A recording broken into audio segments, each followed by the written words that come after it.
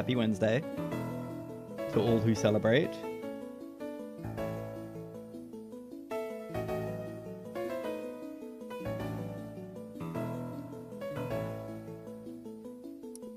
Sorry, I just got a text from the person who's looking after. Oh. Happy end of my rope Tuesday / power wash Wednesday to all who celebrate. So true. You're so goddamn real for that.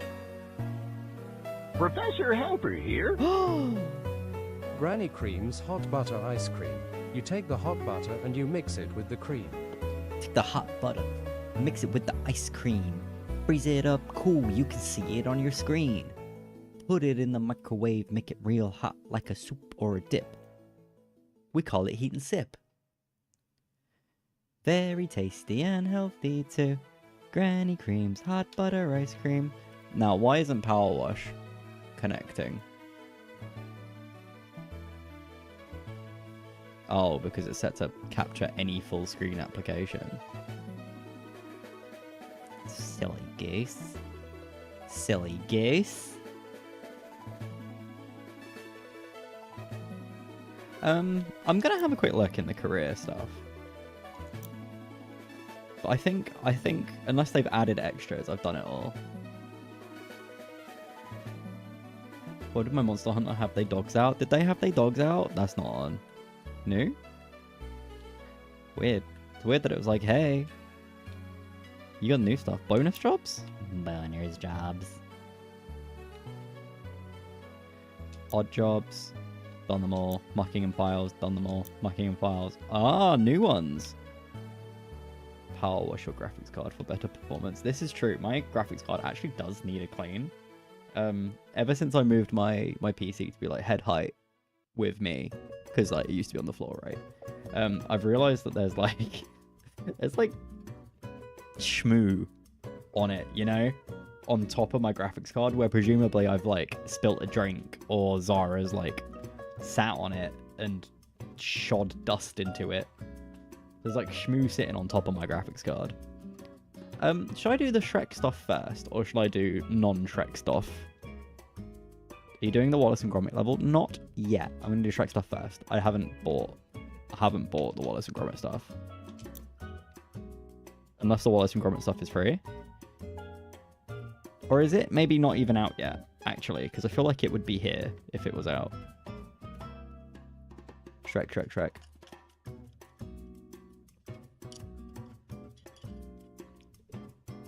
Yeah, maybe it's just not here yet. Hang on. Defo not out yet. Yeah, can confirm, not out yet. I'll do it when it comes out, though. Now that... Because the thing is, I didn't want to keep continuously doing Power Wash stuff as it was coming out. Because the thing is, I'd get really into it, and then nothing would come out for 4 months. And then I'd clean, you know, one thing, and then have nothing to do for 4 months. So, yeah, I figured we'd, you know, Mux Caliber. Hell yeah.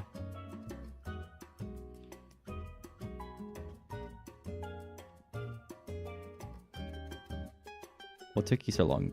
Encounter a curious and stubborn stain on the way? As you're no doubt aware, I'm soon to be made king by marrying the most beautiful damsel in the world, Snow White. No, wait, I rejected her. It was the one after. No matter. The point is that the privilege of rescuing said maiden from her dragonly abode was won by a flatulent ogre, which left the vanquished knights here in Duloc somewhat aggrieved. Consequently, they let vent their frustrations rampaging through the town on their way out. I'm not having my bride-to-be's imminent procession soured by the unruly actions of some ignoble ingrates. Paul decided it was Farkle, yeah, so Fartle has transed their gender. Oh, I forgot how smeary my monitor is. Or is there motion blur going on? Does it look blurry for you as well?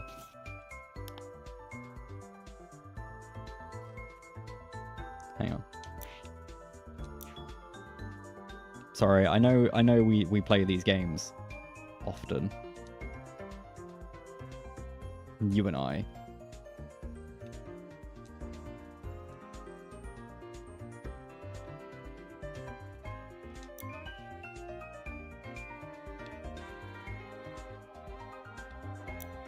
No? Complaining that my fucking power wash game doesn't look good enough.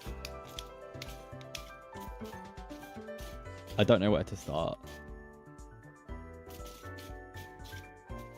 Do they have the machine? You know the machine that you speak to that starts singing? Is it this? I'm gonna do this first.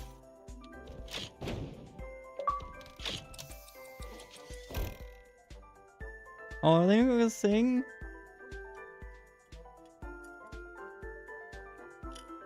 Why isn't it ray traced? Literally unplayable, right? Oh, not that one.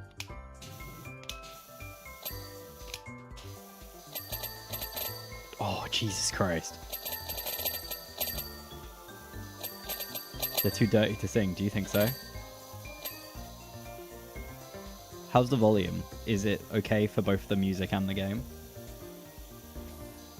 Because both things are exactly the same settings from when I streamed this however many years ago. Game is a little loud. Chat, is this real? Are the dings, you're not fucking with the dings? Mainly the dings. Please wash me. I'm a thirsty little flower. You have to wash me.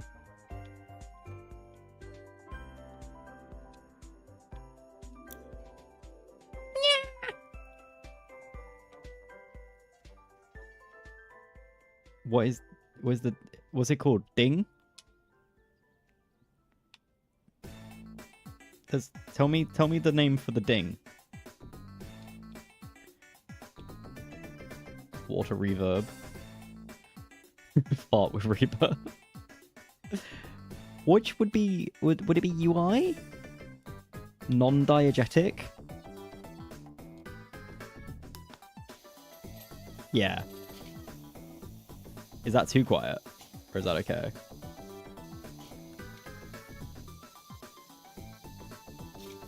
Let's go.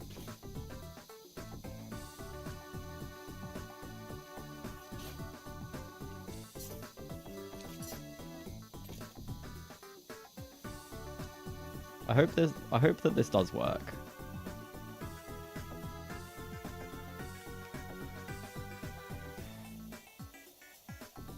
This music goes hard, although I don't know how appropriate it is. I might change it to something more chill. What do we think? Or is this good? I just realized chat's not working again. Oh, I think I know why. Hang on. Bam. Get chatted. Idiot. Actually, maybe too quiet.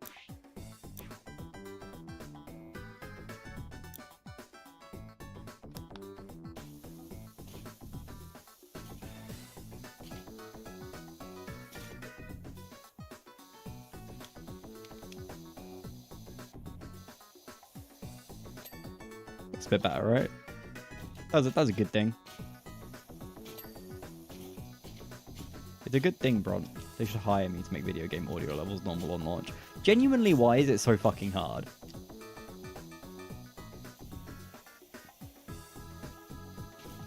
Sorry, my demons.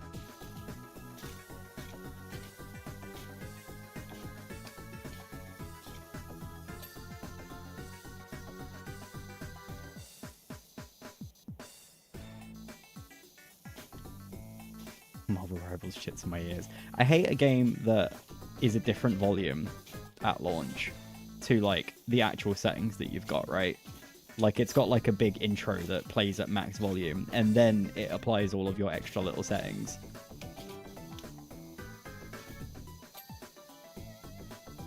Like, oh, you wanted these settings. Well, Inquisitor Ludwig says I should play this one at max volume. Fuck you.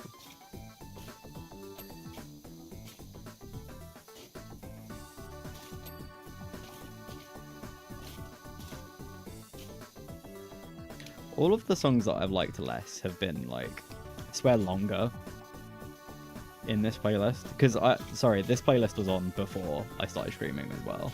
Just, like, playing quietly and in my ears whilst I was prepping.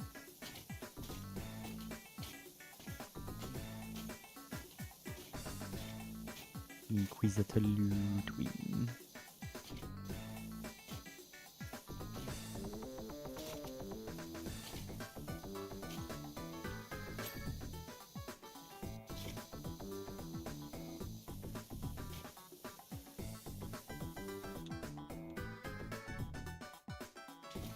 I forgot the button to make all of it flash.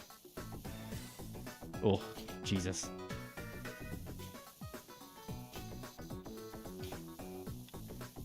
What am I missing? Here? That doesn't feel fair.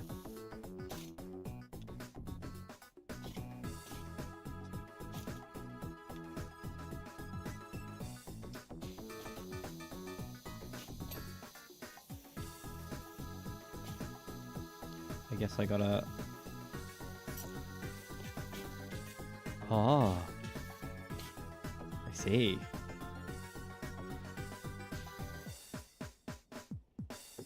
No worries, enjoy your gig. Liquid. Finished. Yeah. I'm in this weird pre-holiday vibe right now. Where I'm too anxious to do anything because I keep thinking, oh my god, I gotta go soon. I gotta get out of here.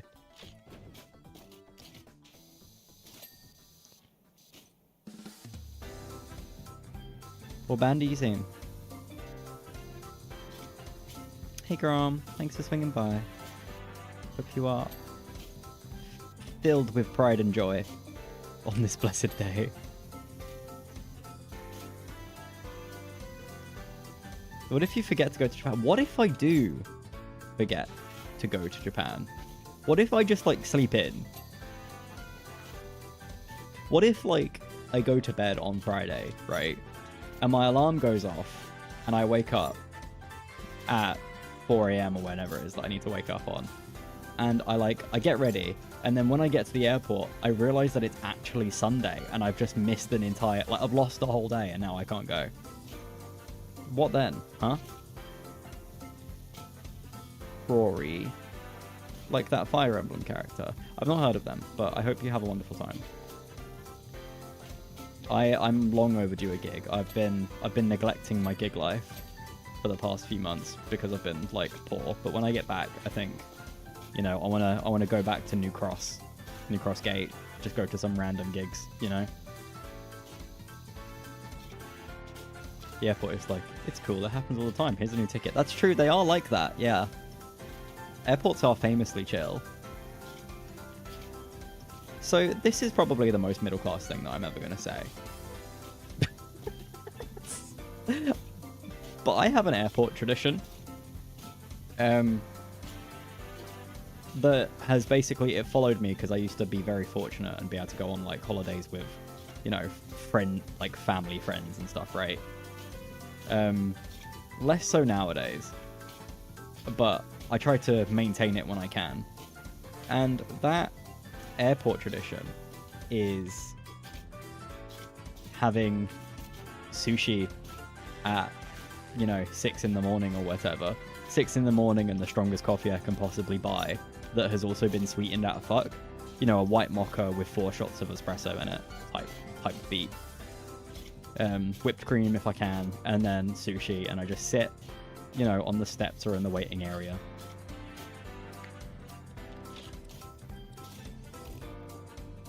Are they still too dirty to sing? I feel like they're done, right? Is this all clean? Is it just not?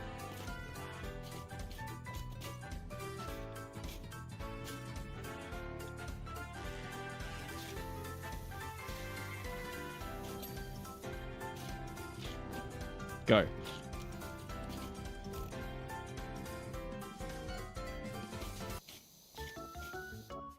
Right? I want the Duloc song.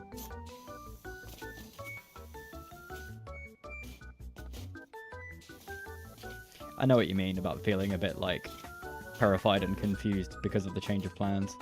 I hope you still have a good time. Last time I flew somewhere, I had a white mocha in the airport for you. Oh, that's so sweet! I hope you liked it, because, you know, it's not a particularly niche thing, but I always feel weird when somebody has something that I like, and then they go, it was horrible, I hate you. I'm like, oh. Hell yeah. Glad you liked it. Glad you already loved them. But yeah, so here's the problem though, right?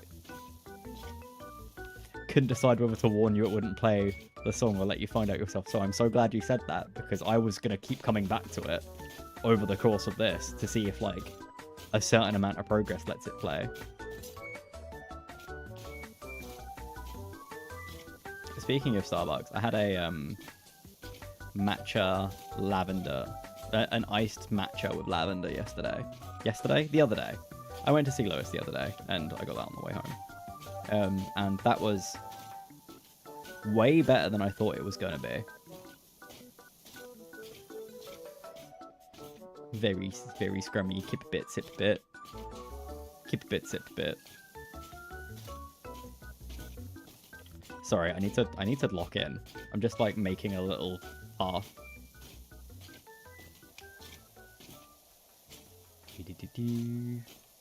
Am I in armor? Why am I clinking? This music's too dramatic. This music's far too dramatic.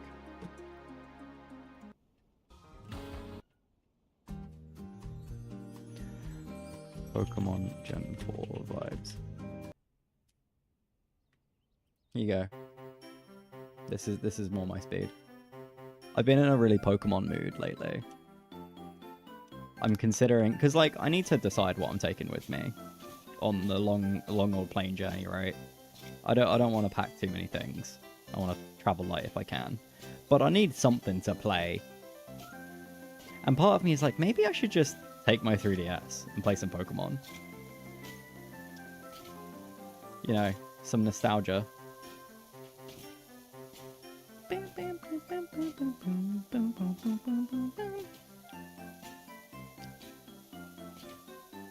I went back to work today after having 3 days off last week from sickness, and for the first time in my entire history of being employed, I had to do a return to work thing, and my manager didn't know what to do or how to do it,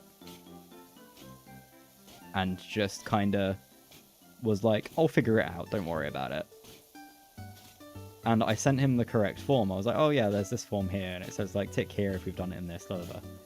And he was like, oh, I don't know about that.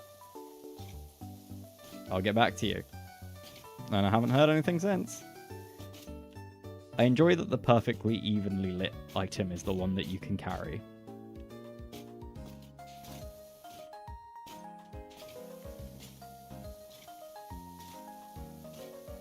Can someone be a real one and make Shadow the Hedgehog sing the Duloc song? Doesn't have to be now, but I would like to hear it.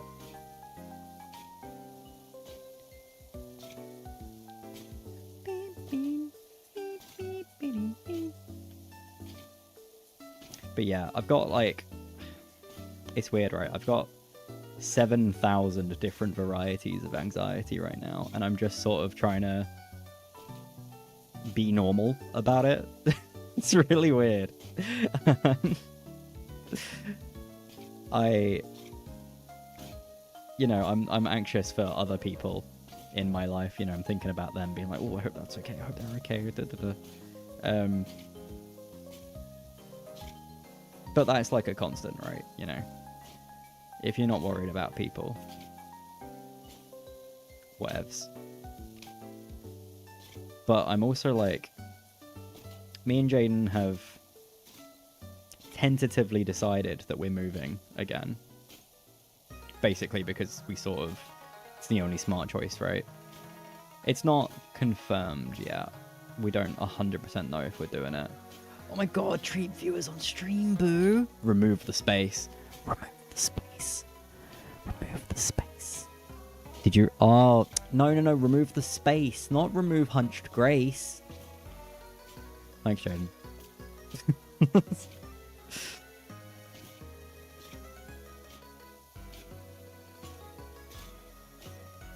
Me when I get attacked by a man-eating spider. Remove the face. Yeah. Welcome Oh my fucking god. to Duloc. Such a perfect town. Why are you so slow? Here we have some rules. Let us lay them down. Don't make waves. Stay in line. And we'll get along fine. Blurp, first time chatter, let's fucking go. Thanks, Joe.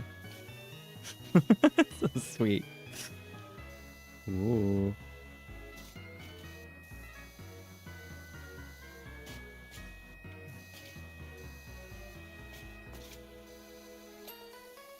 He makes that sound so sinister, right?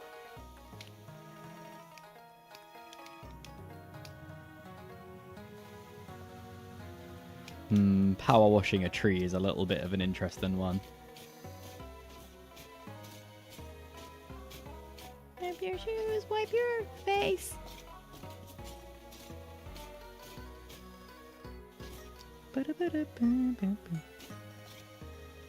Don't like you blasting that tree. You don't like it? You don't like me polishing this long item? Yeah, but yeah, it's not decided yet that we're 100% moving, but I think the general consensus is that we probably will, and it's like a bit of a extra thing, you know? But we're kind of the opinion that like this is the time, right? If we move this time, we're not. It doesn't matter how bad the next place is. And this place is nice, to clarify, as well. There are some issues with it. But I think it's just too small, too expensive. Move to Bromley. We considered it. Briefly. There's loads of places we considered moving that are in friend areas, but just the time it would take to get to anywhere sociable or just like any normal work is just not good, which is a bummer. But it was crazy, right? Because we looked at rent like a few months ago, right? Because only 20 minutes away from Victoria. Yeah, but Victoria doesn't go anywhere I want to go, right?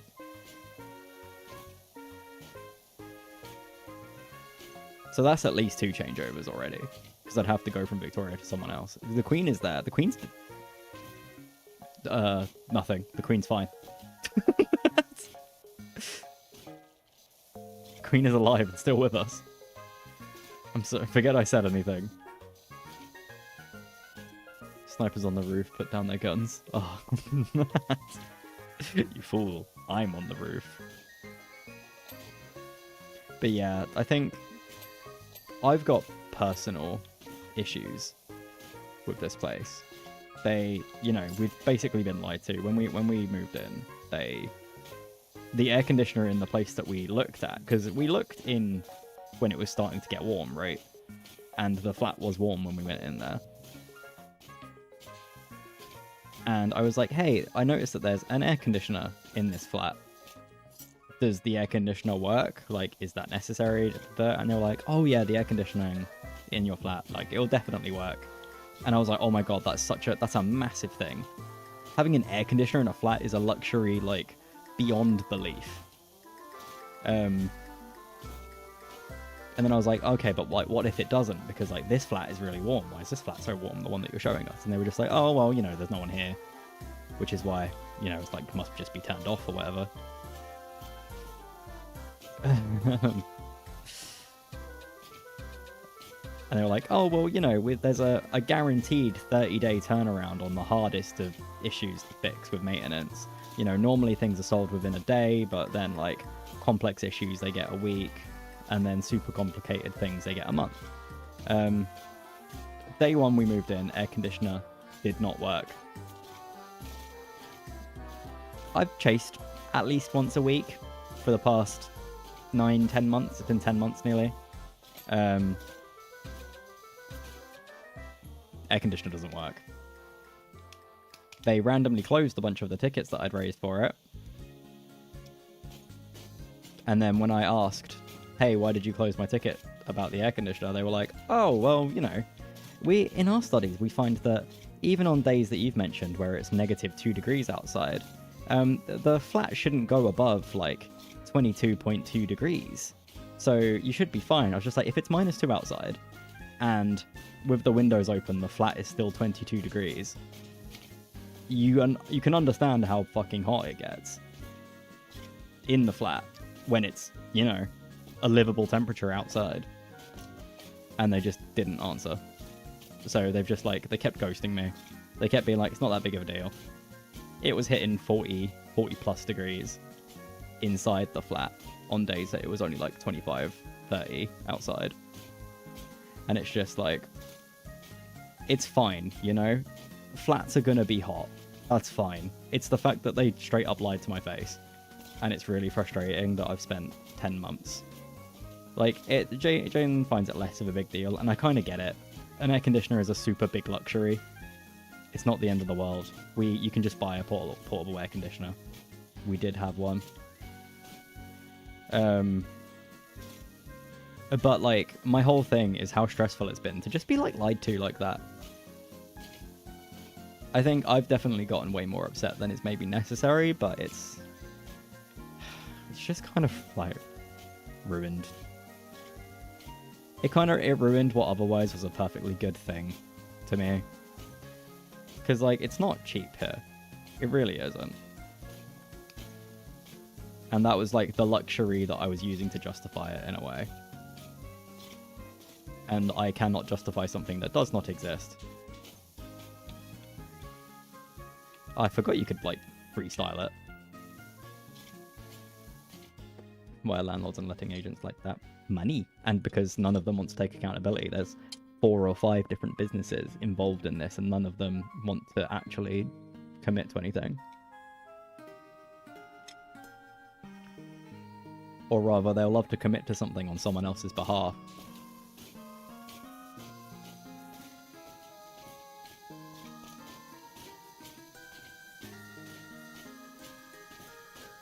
So yeah, I'm annoyed. You should put 50 heaters in their offices and close their windows and trap them inside. Yes.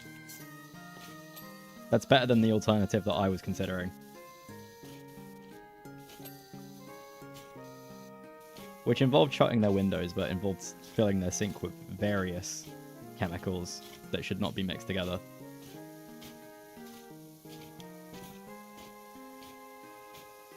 I'll just say that I'm trying to, like, clean their, you know, show up as a plumber. This is the just kidding star, by the way. Post this star to know, let the cops know that you're just kidding. But if I were to mix ammonia and chlorine in their sink, that would be crazy. Wasn't this the place where you were without water for fucking ages? Yeah. On and off for like 2-3 days. It was gross and horrid. Never got any type of compensation for that. Obviously.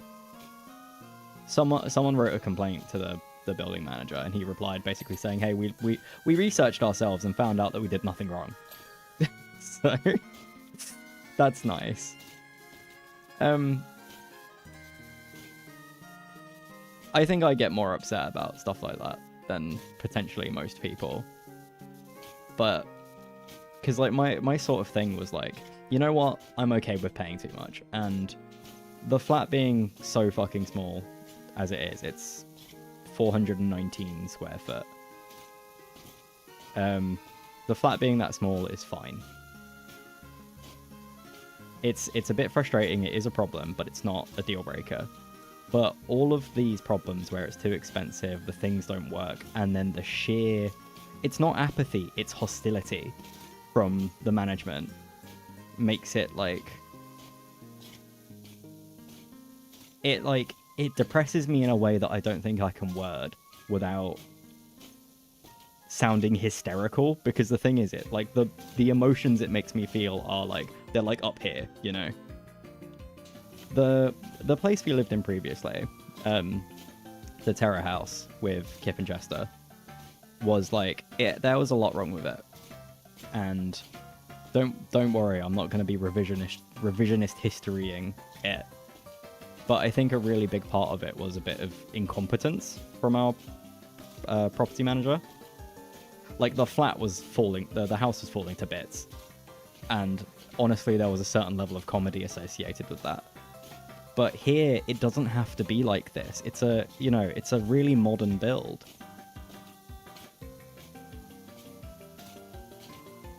So it just... The only reason it's a shit is, like, you know, there's a lift that's out at least once a month. There's this, there's that. And if they just cared, or even if they didn't care but did their jobs anyway, right? So a couple weeks ago, they fined all 400 residents of this building, or all 400 flats with presumably 2 residents in each. So 800 residents all got a £50 fine from the building to basically say, oh, hi Lewis. Yeah, so 800 residents all got a £50 fine because people hadn't been putting the bins away properly. And, like, you know, being given a fine for, you know, pouring loads of plastic into the food waste bin, I think is reasonable. But giving that fine to everybody, that's £40,000, I know, right? But giving that fine to literally everybody when they have CCTV pointed at the bin. The property management at the last place was not incompetence, it was negligence. I'll allow that, yeah. Negligence. But I'll take that over active hostility. Couldn't they illegally jack up the rate, right? Wouldn't listen to us. Yeah, the last place was frustrating, right? Because, you know, we'd get a new... It was weird. In the last place, though, sometimes we'd get a contract over and they'd be like, what the fuck is going on here? How is this broken? Da, da, da, da, da. And then he'd fix, like, half of it. And it was never what we wanted. Like, the boiler in the old place was never fixed. And it would still turn itself on completely randomly. But we eventually got a thermostat, which meant that we could turn it to 0. So when it turned itself on, it would not get hot, which is a good damn relief, right? But yeah. So yeah. £40,000 that they tried to get. And I think so many people kicked off that they tried to, like, be like, oh, this was a learning lesson for all of you. Thanks so much for your compliance. We'll take the bill away. But so many people still paid it. I didn't pay it. Jaden did not pay it. And eventually it disappeared. But, like, that kind of weird, like, stupid scare tactics. And to clarify, this building operates as a hotel as well, or like an Airbnb. And the gate at the front, it's like a co-living type space, right? So there's a big gate at the front with, like, leading onto the main road, and that's open all the time for people to come in and go as they please, which is completely fine. You know, I don't really care if people want to go in and use the facilities or throw stuff in the bin. It's like, who fucking cares about stuff like that? But then being like, someone threw stuff in our bins and they put it in the wrong one. Quick, give me £40,000 right now. It is crazy. It's just insane. I'm sorry.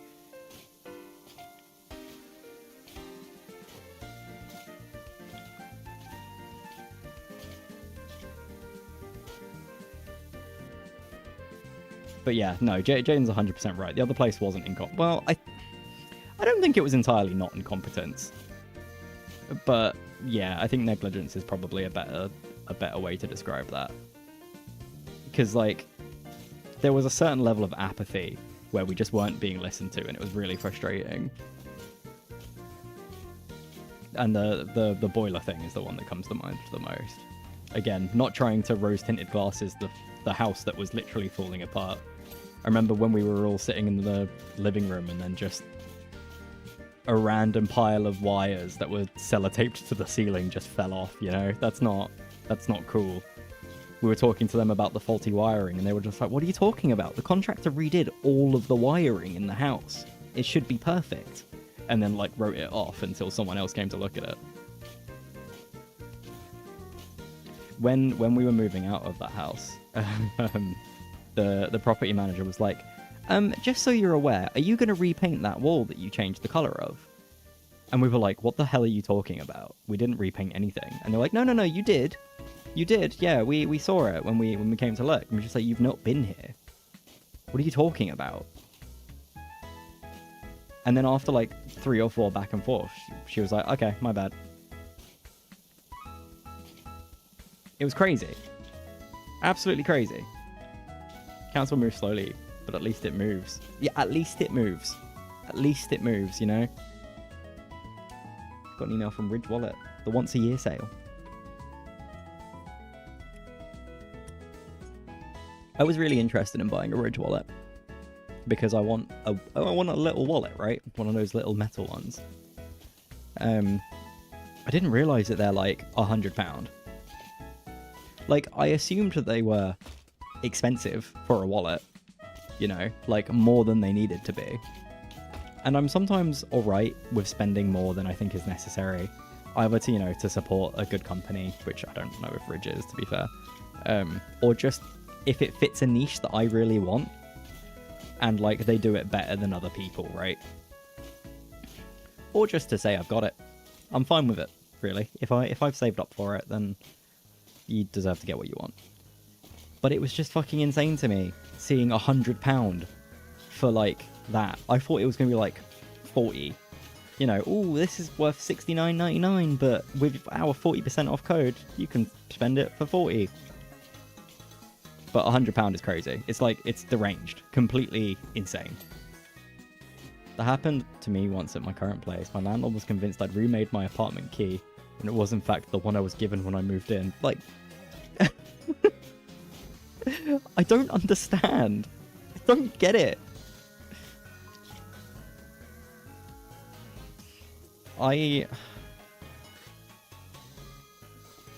There was a brief period of time where I was convinced that there was some sort of gas leak, carbon monoxide leak, whatever, in that other house, just because of how insane our property management was. It was just like constant denial. And it's a shame, right? Because I remember again in the viewing, she seemed really like, you know, oh, you know, this requires a bit of TLC, but we're gonna do it, so let us know, type thing. And I don't want to be endlessly distrusting. I believe that there are some people out there that at least want to try.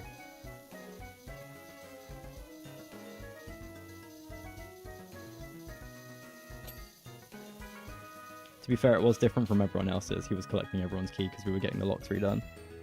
Mine was only different because the previous tenant had lost his. Nice.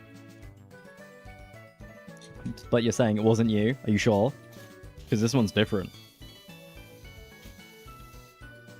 Was it the landlord that gave you that key to start with, or was it someone else? Because I like the idea that, like, he handed you the incorrect key. And then, not the incorrect key, but, you know, the different key. And then was like, wait a minute. Whereas, like, if a property, like a separate property management gave it to you, and then he was like, wait a minute, I don't recognize this, then fair enough. The landlord gave me the key. Nice, cool, awesome. So it's the gas leak again, I fear. At one point, my mum was talking about being a good landlord who actually cares.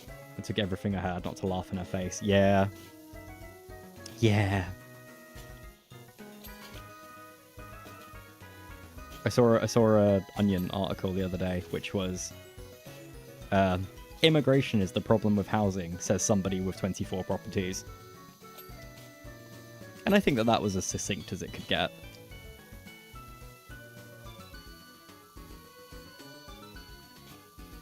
If you were a good landlord, you wouldn't be a landlord, right? I will accept the term that you can be a comparatively good landlord, but you cannot be a good landlord. You know, it will always be the lesser of evils rather than not being evil.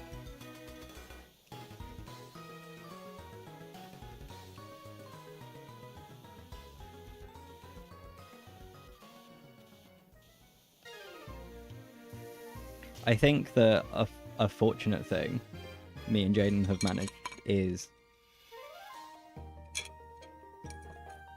having delicious drinks at home. No, sorry. I think a fortunate thing that me and Jaden are slowly accumulating is that we're quite insistent on buying our own furniture and getting somewhere unfurnished. And like a lot of the problems I've seen have been places that are furnished. I think it's worth remembering as well that like people are stupid as well. Like non-landlord people are stupid as well. So I'm taking this with a grain of salt. But I've got like a building group chat. It's only got like a few hundred people in it, right? But I made it some time ago when I moved in because so the building has an app, right? And in the app you can post, it's like a forum, and you can go, hey guys, I just moved in. Has anyone got any moving boxes, or can I borrow some eggs, or something like that? And it's super cool. And then specifically around the time where we lost loads of water and nobody's taps were working, they started deleting people's posts, and they added recently a new rule to the forum where you're not allowed to be negative at all. No negativity is one of the rules. So if someone's like, hey guys, what the hell is going on? Like, why won't anyone reply to me from the concierge because like they stole my package? It will get deleted. And this is just a guarantee. So I made a group chat. And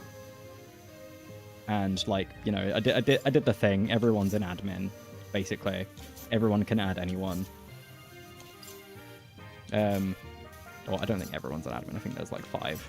But you can add whoever you want type thing. Nothing gets deleted. We share communications that we have.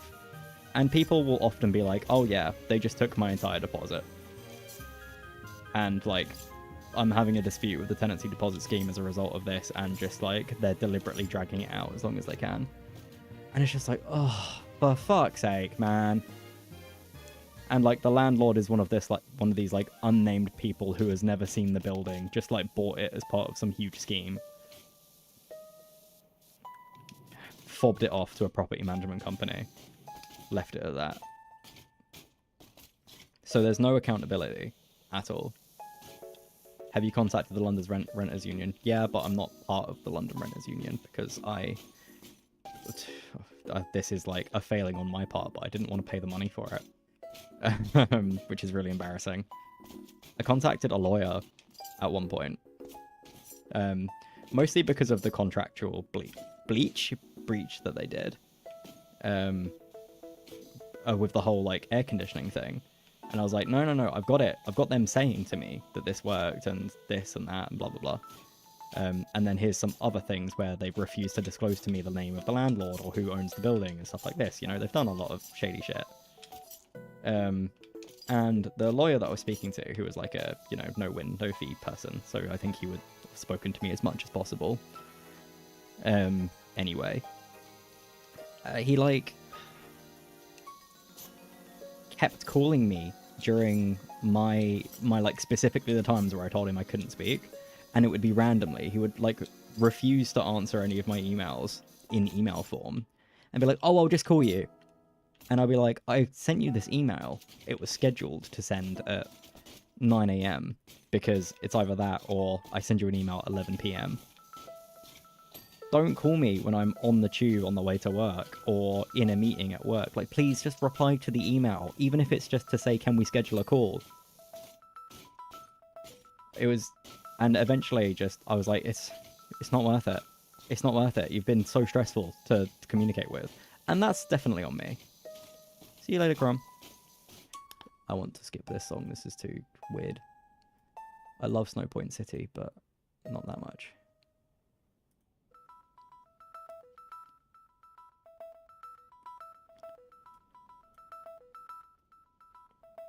Yeah. Yeah. Like, I definitely could have been more available, you know. I could have seen the phone ring. I could have seen the phone ring and just been like, I know who this is, let me take this. But the thing is, my work, since I started working in IT, I've not had any flexibility. When I'm in the office, I cannot just go on the phone. You know, it's the reason why I'm so sad.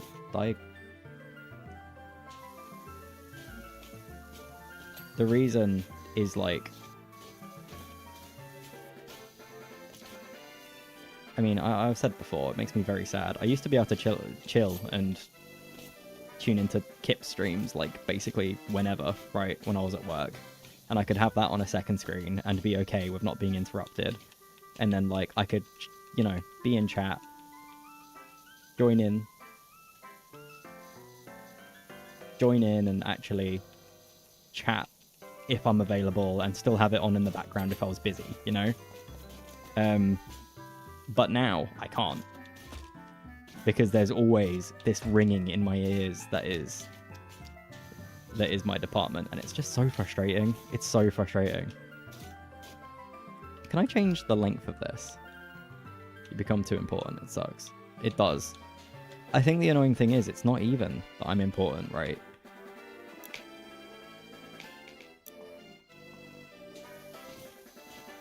Because let's be real, I'm not. Because I'm the lowest of the low in IT. I'm the lowest ranking, lowest paid person in the department. But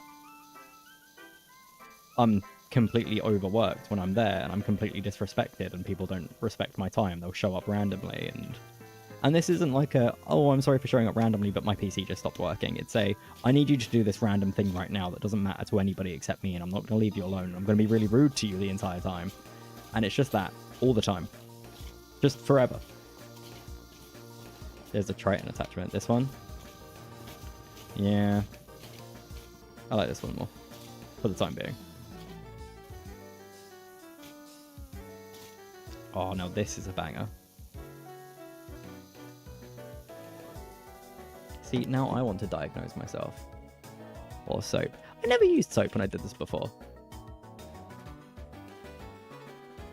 Been diagnosed with a bad case of the Smurfs. Yummer. Oh, like Alex's board game. The Smurfs board game.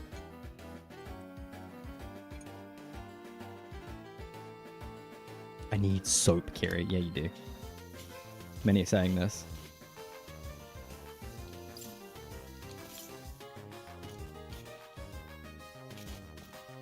Is there a shortcut to change?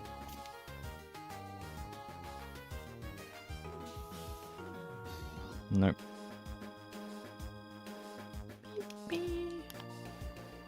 Alex, #1 Smurf RPG fan, right? They are.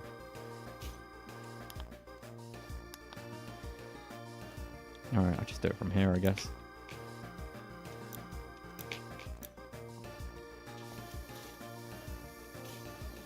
R. Is there an R button on an Xbox controller?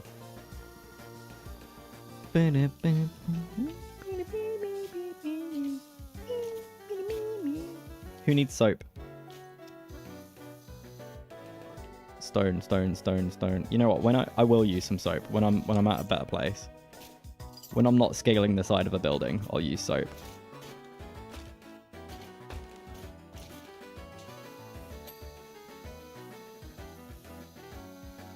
Click left stick. Clicking the left stick does nothing. Clicking the right stick crouches.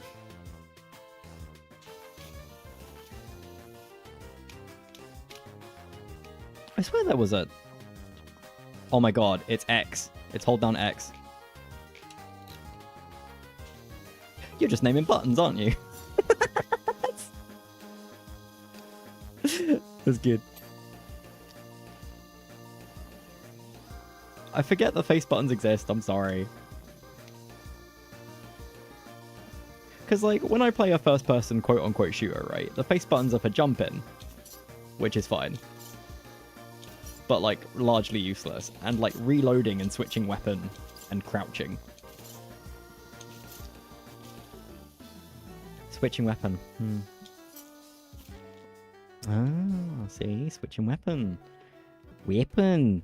What is this? What are you?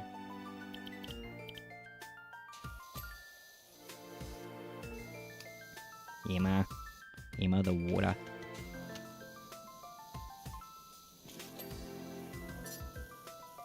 Up, up, down, down, left, right, B, A. Didn't work. Is it because I didn't start select, or is that unrelated?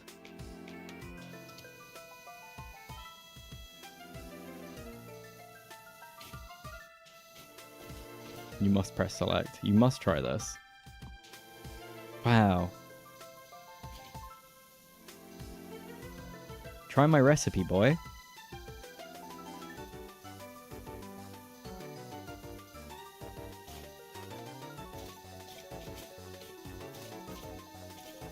Anyone have a fun weekend? I don't remember what I did this weekend. Monster Hunter came out. I played a little bit of Monster Hunter. Forgot to implement the Konami code. Newbie mistake. Right? I hear that your court of Spray-a-Lot has a large round table where every knight has a seat to discuss orders of the day. Yeah, maybe. Sounds likely. If not possible. Duloc has a larger table with just one seat. Mine. Okay. So... It's like Farquaad is here with us in the room right now. My elbow has been feeling weird the past few days. Florp.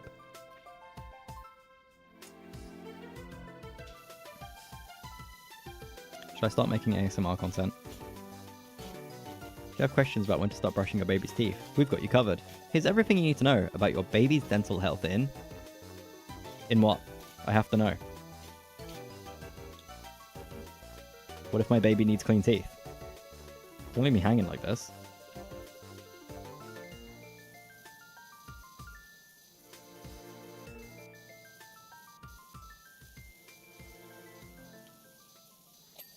No. Says someone who hasn't been cleaning their baby's teeth lately.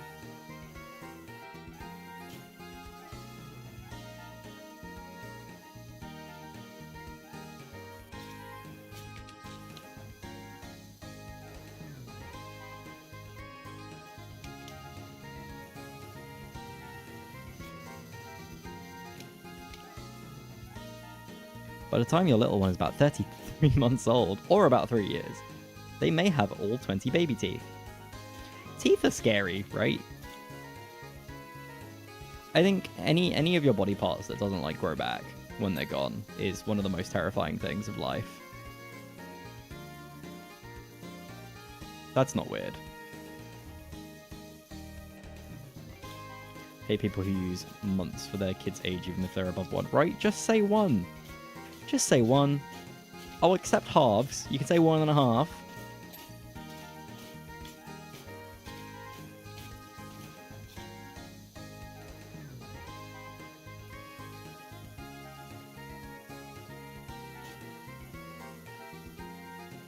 And, like, I obviously understand why they say months when they are younger than 1.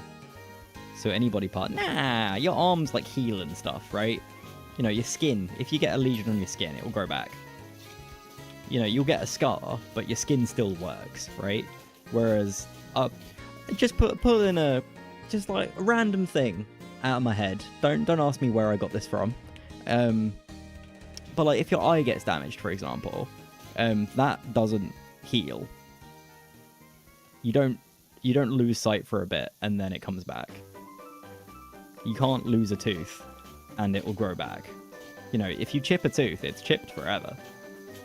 Because you've only got the one. Whereas if you, like, God forbid, get a big scratch on your arm, the scratch will heal. Which is a damn shame. 312-month-old baby, me. That's how I apply for jobs. Maybe that's why I've not gotten a job yet. Matifa Infinite, I found a new one just yesterday. When you say you found a new one, in your mouth, or is this not? Are you just finding them, like, on the floor? Are you shedding them? Shedding your teeth. No one is stupid enough to lose their eye. It's in their head. Yeah, you're right. In my mouth. Like a shark. Smooth like shark. But yeah, that's kind of what I mean. Like, it's just a shame. that there's just like, you know, and like, you know, you can damage your hearing, and your hearing that can't heal. I know a shocking amount of people who don't wear earplugs at gigs, and that's crazy. See you later, Joe. Have a good time.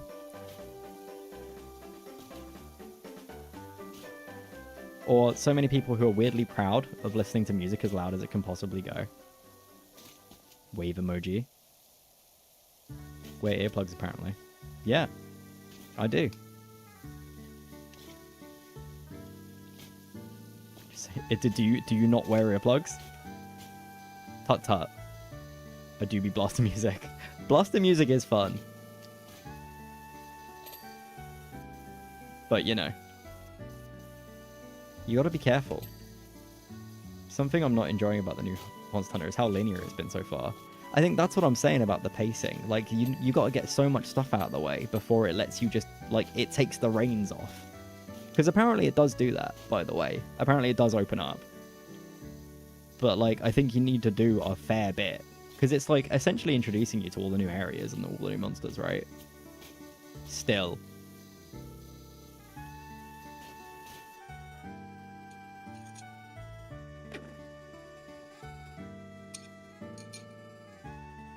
My roommate doesn't believe in headsets or earphones. Oh, I hate it. You know the amount of people in my fucking office who just have a Teams call out in the open office and don't use a headset? It drives me insane. It drives me more insane than people who put a headset on and then they've got their like Teams set to use the laptop speakers and microphone. And they still talk as if it's coming out of the headset. And then if you go, oh yeah, it's coming out of your laptop by the way, and they go, oh I know. Why are you wearing the headset? Get out! Sorry. My demons.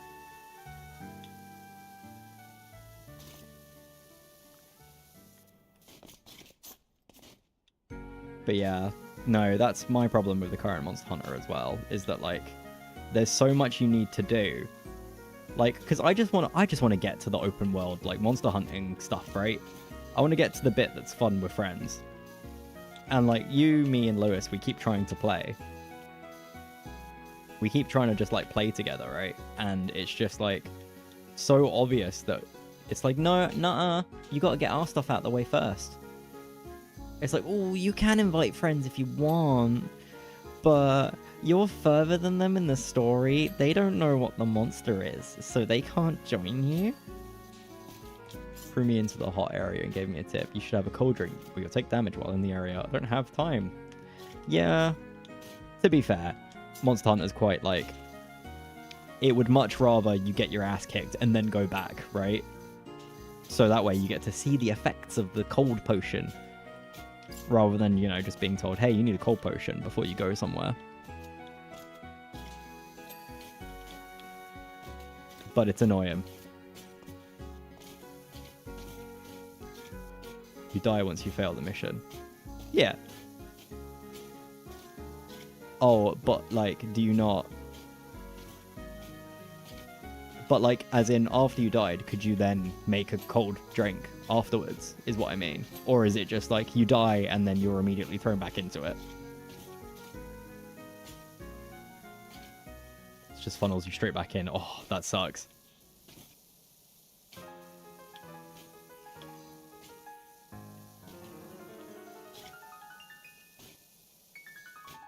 Look how beautiful this is. Oh. This area became a hot area in the cutscene before. That's so annoying.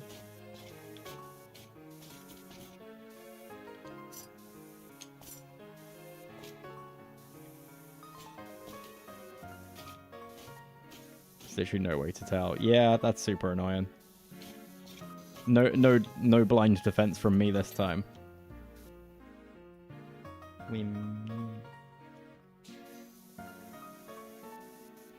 I posted a joke in the building group chat earlier, and it's got 10 laugh emoji reactions so far. You guys proud of me? I'm funny. I'm so funny. Tell me I'm funny? Tell me I'm funny.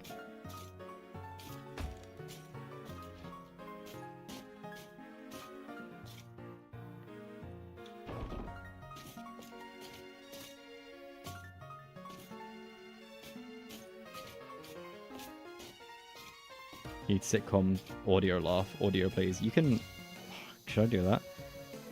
No, it will only ever be used cruelly. I know what you're like. I know what you are.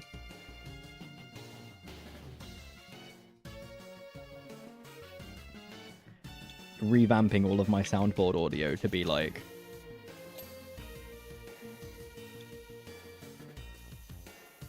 entirely sitcom audio, like, ooh, and ha ha ha ha ha, and woo! Woo woo!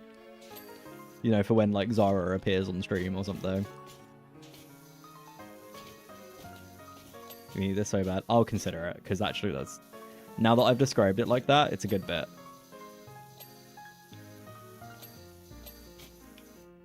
How did you get the last two woo-woos so right? Oh, you know. You got a woo-woo. I've been in a bit of a Sims mood lately as well. I think Alice was playing The Sims yesterday, and I was like, fuck. I do want to play The Sims. How did she know that I wanted to play The Sims?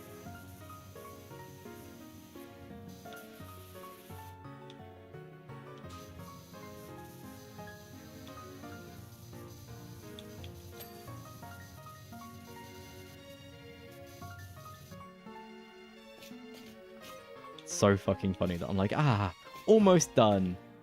Almost done. Does that kind of look like Homer Simpson to you? Yeah, it does. Hi, Homer.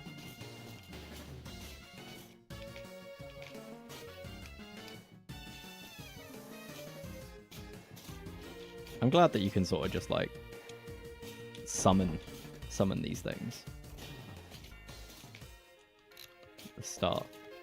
Start from the top, work our way down, you know.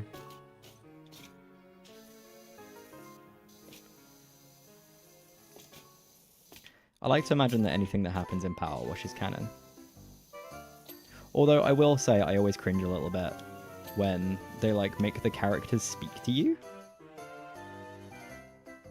Me and Mo would get on. You would get on with Mo. You'd buy all the alcohol from his bar. He'd tell you that his last name is Sislak like 8 times, and you'd be like, yeah. I wish it wasn't so expensive to be a regular somewhere. I want to be a regular at a bar, you know? Have the homies, but that involves multiple drinks. Why did no one tell me that Split Fiction comes out in 2 days? I mean, you know. I've got it in my calendar. I'm excited to play it. Should I wait for Future Lab to reject me so I can ask them for a Power Watch code? Yeah.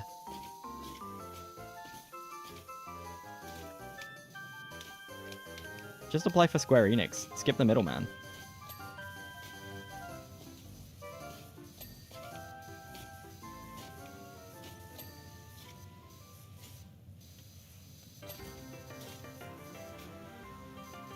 Thinking about the time I had an interview at this like marketing company in Blackfriars, and I got in the lift to go up to the floor that they were on, and then the planning to not eat for 3 days so I could justify buying. You can't play the game if you're dead, you fool.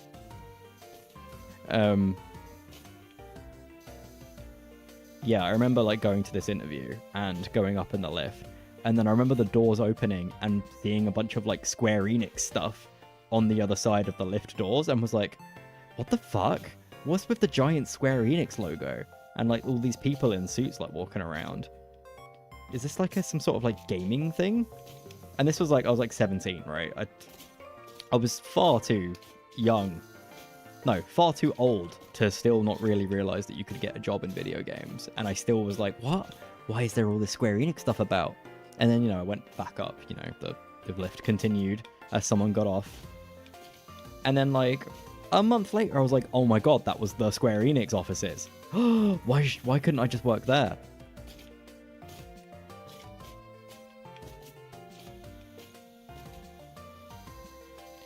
Do-do-do-do. That's a ding from me. You can work at Squeenix. I can't, I've applied. Nobody want me.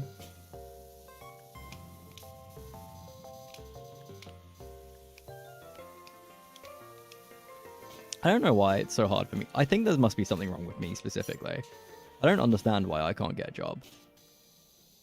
It must just be like no uni qualification and no industry experience beyond the railway is, I assume, the actual answer, right? But man, it sucks. But like, I'm manifesting it happening this year because I've been pushing really hard, and like a lot of the places that I put a lot of effort in have rejected me, and it's been like a bummer. I got a rejection today, but the one that I did apply for that rejected me today, I didn't really want anyway. But I did it because it would have been an improvement over what I've currently got, if that makes sense. So I'm hoping that this can continue.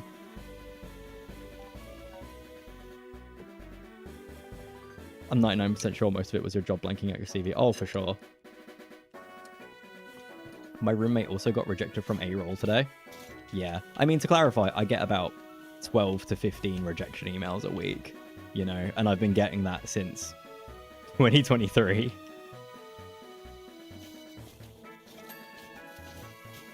But I don't have the qualifications for a lot of the jobs that make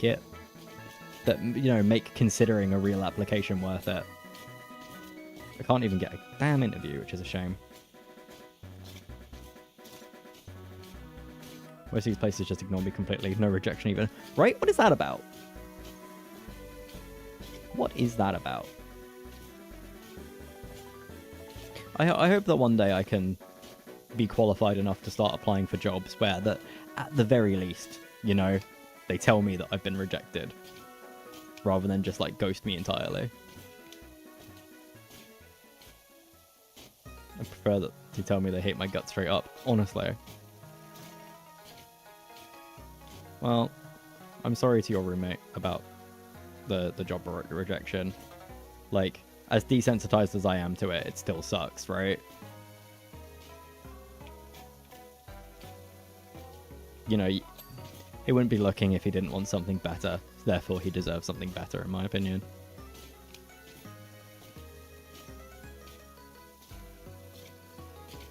You know what? I got rejected by Square Enix. Did you? Oh my god! Twinsies!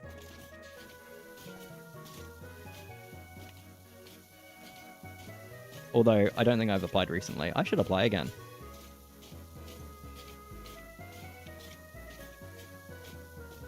Also, hey, how's it going? Nice to speak to you.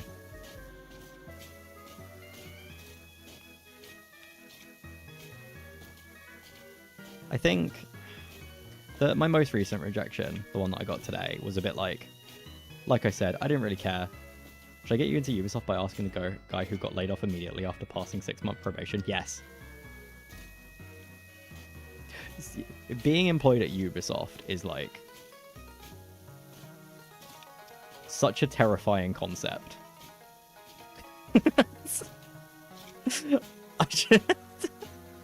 If someone was like, do you want a job at Ubisoft? I'd be like, yeah, but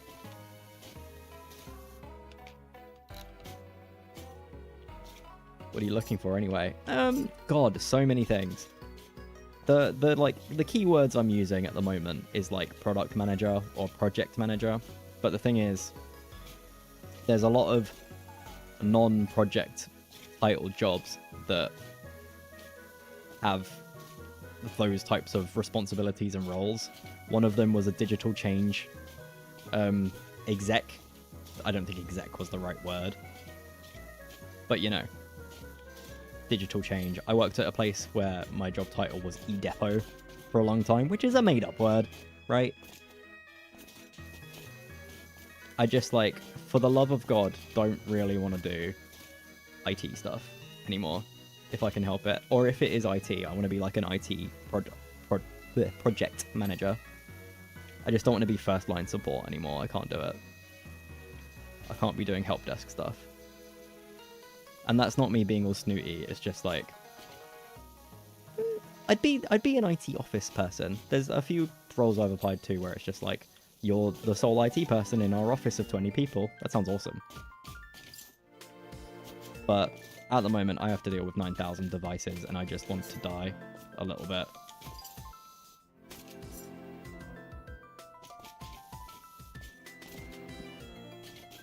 I'm in a weird position, right? Because saying, oh, I'm looking for anything is like, honestly, a bit of a red flag. If you told an employer I'm looking for anything, I think that it sort of implies you don't have any skills, you don't have any qualifications, etc., etc., etc. Let's cut that down to 8,000 devices. I mean, that's currently what my job is cutting it down to 8,000 devices, and I'm doing it. Over the course of the last month, I managed to reduce it by 300. And I'm setting the team a target, and I'm arranging what days they're going to be visiting different places, right? And I'm making it so that we can hopefully get down by another 1,000 over the 2 weeks that I'm gone. What team? Well, so potentially Spearmint Rhino. This is a new phrase to me. Spearmint Rhino. The two people that you don't talk to. Yeah, exactly. I'm communicating through the grapevine that they need to go somewhere. Spearmint Rhino. Yeah, I realize that saying I want anything is a red flag. It's not a phrase, it's a company. I have not heard of them. Hang on, let me look them up.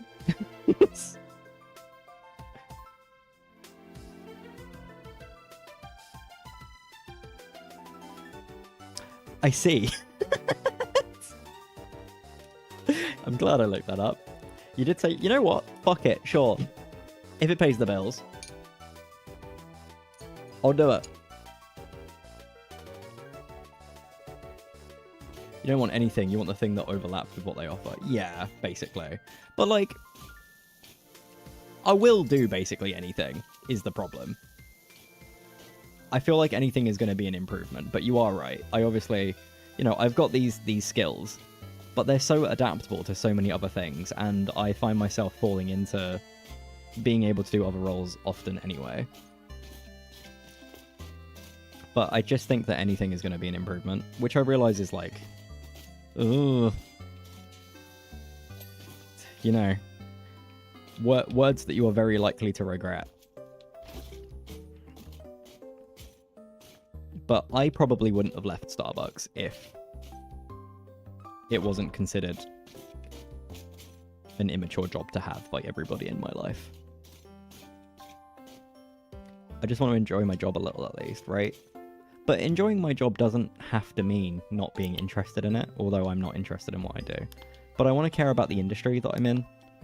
I want to...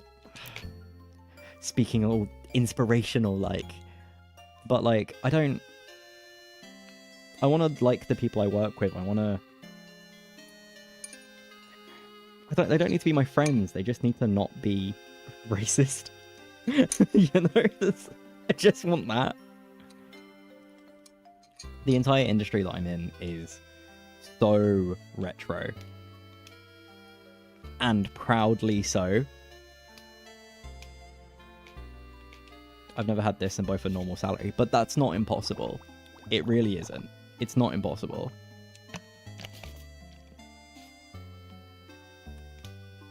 You deserve to know this.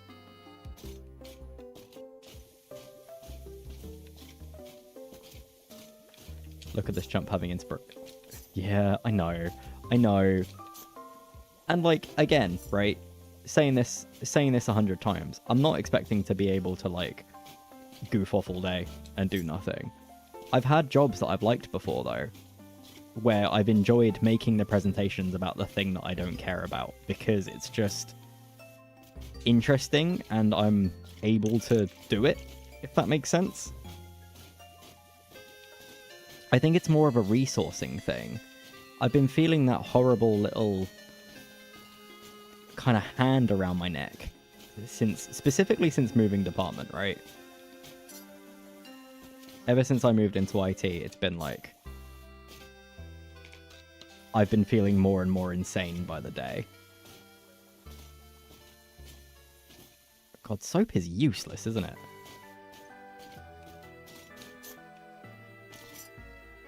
Check my company again since you... Oh, thank you. I'd appreciate that. Just to know, you know? But obviously, no pressure. Because I'm like looking everywhere. But just like... Have you seen in Always Sunny, the character Mac writes a letter to Chase Utley, the baseball player, and it's like it's the most childish, like, you know, thing that you've written to a sports guy you've ever seen, and it's just how I feel every time I have to write a cover letter. Did you have a good relationship with your dad? Me neither. But if you employ me, I'll be able to do this. I'm hardworking, and this is why. In my previous experience, I've done these things, and I feel insane a little bit. Because obviously I don't use, you know, I write a cover letter specifically for each place, and I talk about my experiences. Sorry, I'm getting a bit bored of talking about work. I talk about work enough. But yeah, I don't know. It's just, that was more about my excitement of realizing that I'd been to the Square Enix office, you know? I was like, what? That's so cool! I don't know what it was with me, but for such a long time, I was completely unable. Like, it didn't exist in my head that you can work for companies that, like, are interesting to you as a human being. For some reason, I was kind of told that, like, the only place I'd ever work is, like, finance, right? I was like, oh, finance is the only option. And then I got into law and was like, well, I guess I can be a lawyer. A lawyer is cool. And then, you know, I tried to do law and it was too hard, and then I didn't get the funds required for university. I didn't even get asked to go to their offices. I didn't... I think you missed the start of that. I was going for an interview at a different place when I was like 17. and it was in the same building as the Square Enix offices. And I didn't know until the lift doors opened and there was a bunch of Square Enix shit on the other side of the elevator. And I was like, what the fuck? What's going on in there? And I looked it up afterwards and was like, oh, well, that's my mind blown. You trash.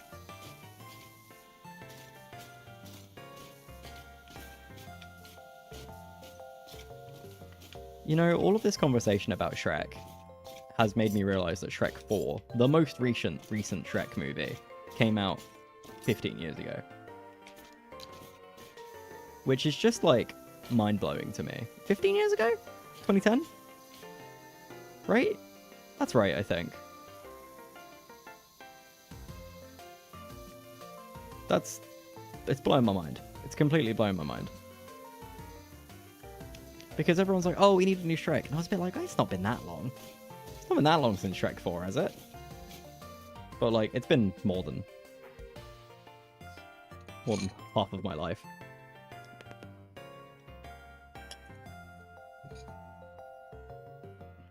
But yeah, it definitely is possible to have an okay time and at least a normal salary.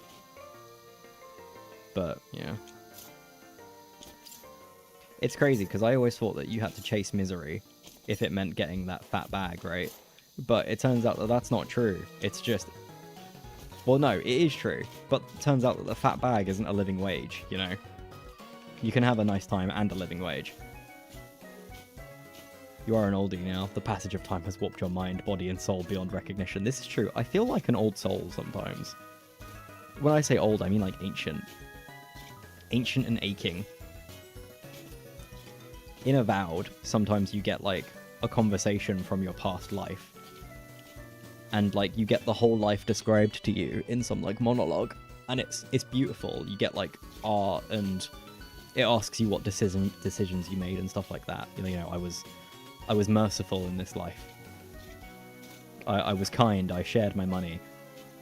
And, like, I think about stuff like that, and I'm like, wow, my life is just like that, for real. I was a king 100,000 years ago. Just like me, for real, for real.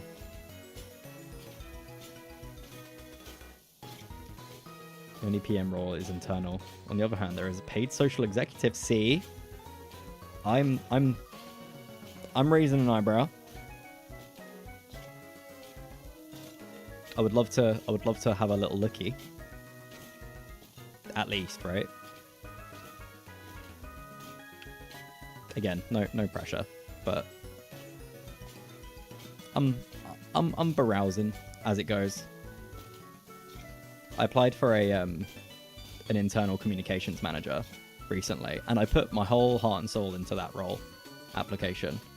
And I was actually getting really excited reading the job description and writing about it. I felt a little bit silly. It's like I said already about the cover letter thing. There is pressure if you apply and turn out to be shy. That is true. Actually, that is a really good point. I mean, I'd look at it and decide if I'd be okay at it first. But I also understand not wanting to be that, right? If you fail, I won't acknowledge knowing you. That's completely fine. But yeah, I felt a little bit embarrassed reading the role that I was just describing, because I was like, oh my god, that sounds like so much fun. Obviously not actual fun, but like, as it stands, I actually really enjoy making things. And part of the reason I started streaming is literally just because I wanted to essentially make myself start doing stuff. And then since then, I've like slowly been like boiling the desire to make things, you know, learn how to video edit and whatnot. And I think I've gotten pretty tasty with DaVinci Resolve as of late. I could make some good bits. This is about like personal stuff, because I wanted to like, I made this Jeremy fragrance thing because I wanted to like make a whole video, you know, like a, hey guys, I want to talk about this thing, and then like talk about it, and like, you know, show clips and stuff. And I've been idly wondering about how much I would like to make. I want to write about how much I like areas, right? I want to talk about London and how much I like it and stuff like that. I know, cringe, boring, etc. And just like from a personal perspective, I've been practicing when I can how to video edit, just because I think it would be neat, even if it never gets released into the ether. I would like to do it, but like the problem that I struggle right with, and this is the same with streaming, but I kind of just got over it, is there's always going to be someone 100 times better than you, 100 times better than at things than you, that has been doing it for longer. The best time to have started doing something was yesterday, or 5 years ago, or whatever. And the second best time is now. Finally, what we've been missing on YouTube, the London egg person talking about where they saw the crazy Camden man. Kinda, right? Obsessed with the London egg person. This can stick. I'm okay with this. Something insane about it that makes me pleased. I don't know. I love talking about weird shit. At the London egg. Fuck, that is a good username. Because right, the username I was gonna do was like, I was kind of gonna do a play on, because that's the hardest step, right? Is the username. I was gonna do like, because there's Secret London, which is all about like the restaurants and stuff. And I kind of wanted to do a play on that. Instead of being Secret London, I wanted to be like Kiri's London or something. And I was like, my name in it is a bit dumb. And then I was like, My London? And I was like, ugh. Gross. And then I got embarrassed. It's such a humbling experience trying to come up with a username. Because if you put too much effort in it, it's cringe as fuck. And, like, I know that there's that whole thing, right? Like, Don't kill the cringe, kill the part of you that cringes. I demand egg on egg action as you eat eggs at breakfast spots around London. I will do it. I will do it. I'm so on board. Cause like, alright, are you guys okay with this if I just start talking about this London thing in my head? I'm gonna do it anyway. Sorry. So, get this, right? I'm depressed. I know. Hold your gasps. No numbers and easy to pronounce. Yes, I recognize the irony in this. I enjoy it. I really like your username. I think that your username on Twitch is amazing. I really enjoy it. Just FYI. I don't know if you've ever been told that. Because you get a lot of, 1010, binary? Yeah, binary. I know you probably get a lot of that, but I enjoy code written in code. I think that's cool as fuck. But yeah, so on my walks to work, I will walk along the River Thames. I'll go out of my way so that I can go on a nice walk. I'll look over the river. I'll look at whatever there is to see, right? I'll see if I can see the Big Ben. The Big Ben. I'll look over at Tower Bridge. London Eye.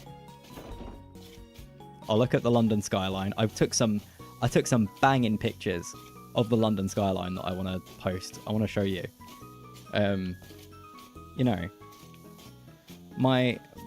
And I'll do that, and it will just it will heal me a little bit. It will make me feel okay with going to the place that I hate.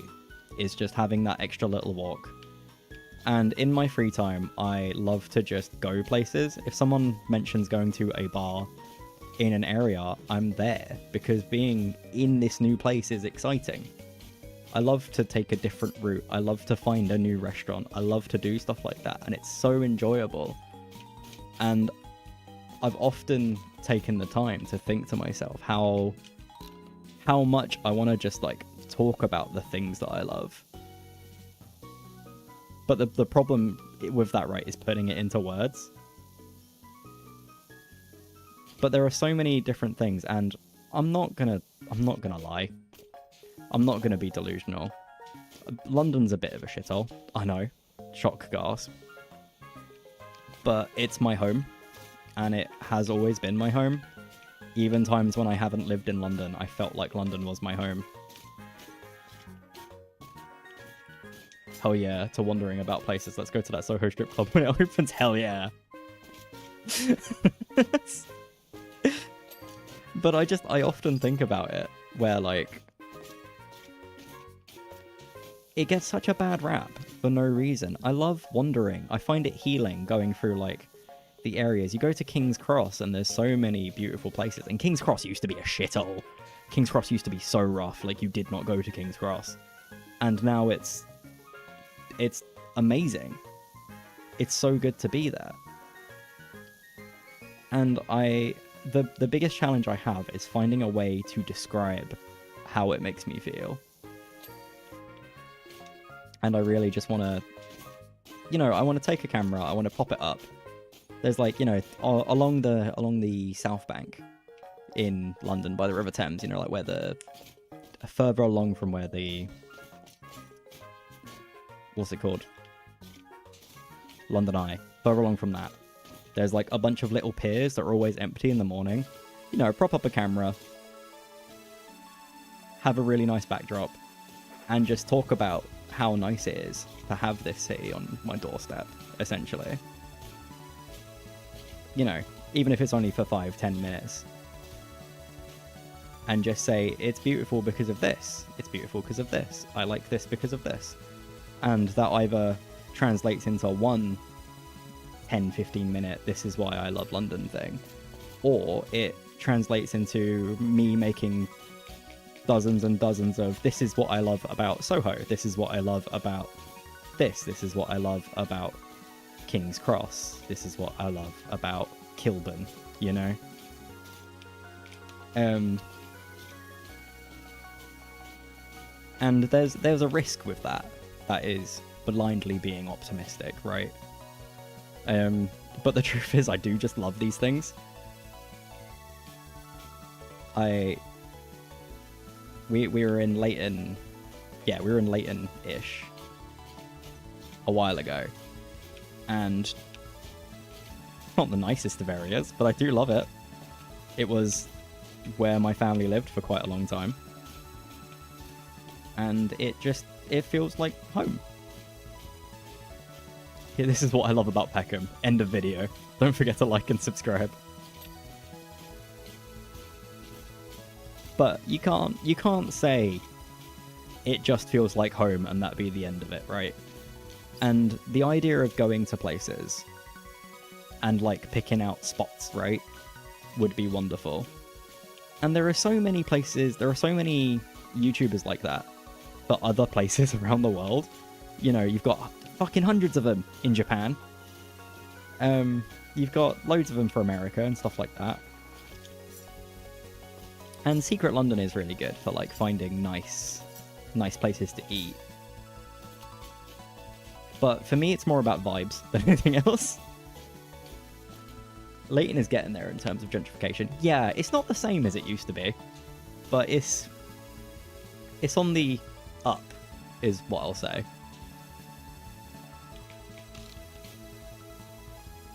I don't like this song. Yeah, the global terminal. Why they are literally making these?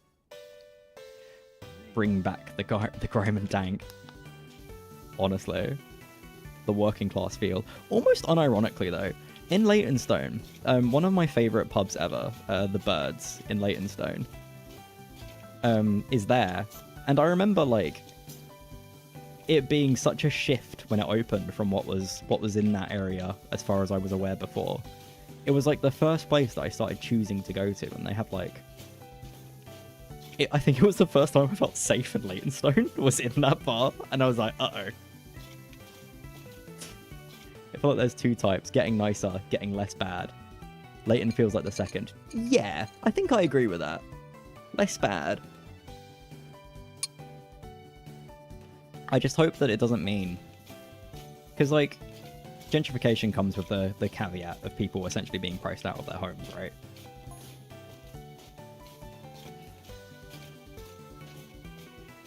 Which is a bummer. But also, I can't believe that I basically can't afford to live in Leighton. Sometimes a place will pop up that's like, I can't afford it, and that's cool. But I think...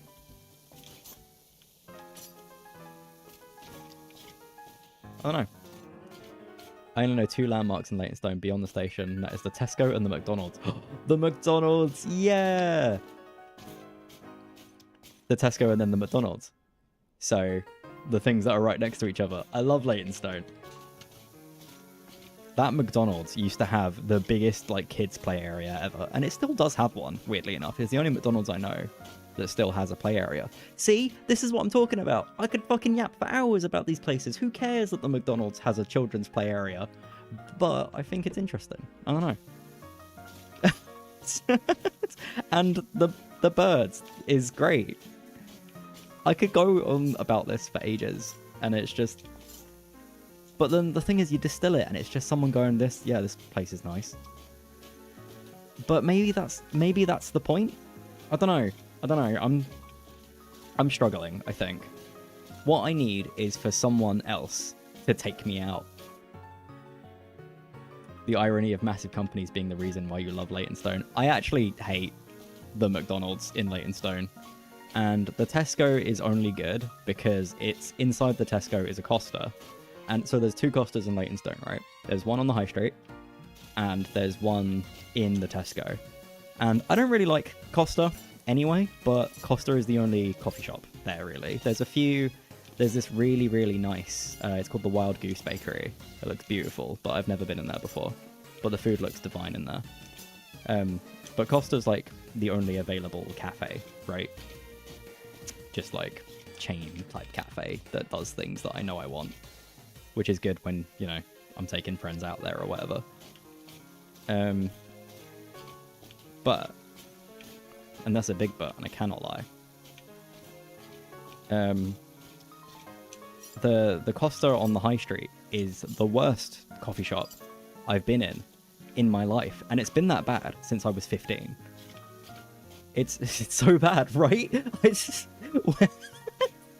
So obviously I've got an affinity to Leytonstone, so every time I've been there, every now and again Jaden will come with me, and I think when we started dating however many years ago, I was like, so there's a Costa on the high road, don't go into it because it's horrible.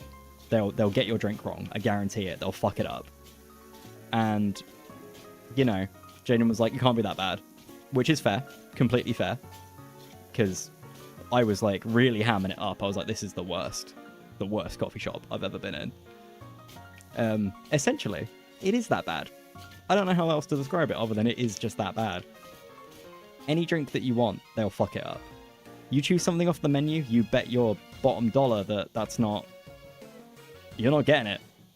You might get a latte, but it will be a cappuccino, or it will be an Americano. At this point in time, just learn how to make good coffee and open a shop in some quaint village 30 miles from civilization. I want to do that. You know how badly I want to do that?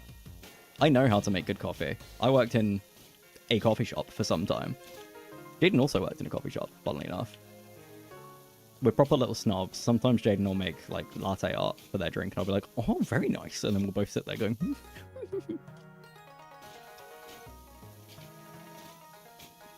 My skills have admittedly rusted. I have a lot to say about coffee as well, from my beloved time working in a coffee shop. And my key thing is that I'm really not a gatekeeper. I love coffee. Middle class alert. Yeah. Basically, right? But, like, it used to irritate me because I was training to be a coffee master for a while. And, you know, I got it. And then I immediately had to start getting paid enough to pay rent, so I had to leave and get a stupid corporate job. Actually, no, I ended up working in Sainsbury's for a bit. I guess it explains why you asked about coffee on our call. Yeah, exactly. I like to know. I like to know if it's good. But I'm really not a gatekeeper, and it kind of annoys me when people are like, oh, I can't possibly drink instant coffee. Like, oh, it's just not good enough for me. And I'm just a bit like, you need to get your head out of your ass. Like, because some people will be like, I hate coffee, it's terrible, blah, blah, blah, blah. And fair enough, right? You don't like it, whatever. That's fine. You don't have to like it. Although I will say I gain specific pleasure from drinking coffee with someone who doesn't like coffee. And, like, going like, ooh, maybe this, maybe that, maybe this. But, you know, at the end of the day, you don't like what you don't like. But, yeah. Genuinely, I think that just all coffee is fine. You can have bad coffee. I've had some fucking terrible coffee in my time. But people who will refuse to drink instant coffee, or will only have coffee from this specific region, or, you know, etc., etc., etc., they're not worth the time. They're not worth having a conversation with. Because it means that they don't actually know. They don't know their shit. They're just, like, they're just middle class, right? They're just a snob. It's nothing to do with the product itself. It's about this. And if you, like, really understand how these things are made, then I think you get, like, an extra appreciation for it, in a way. Hoffman me into liking coffee. I'm nowhere near as charismatic as Mr. Hoffman.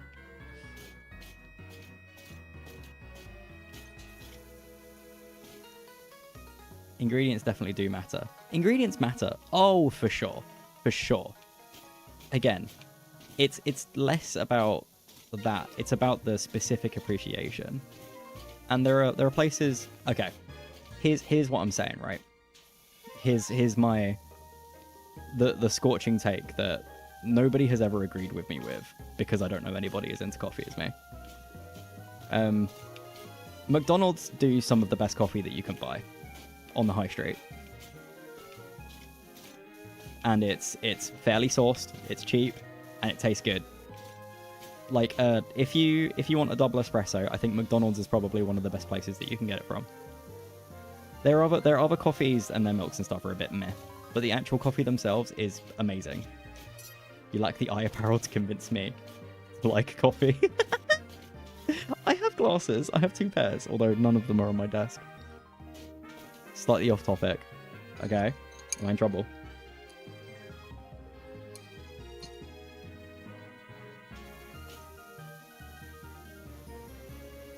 General consensus online is finish the story in Monster Hunter to get to the actual game. Yeah, that's always been the case. Sorry.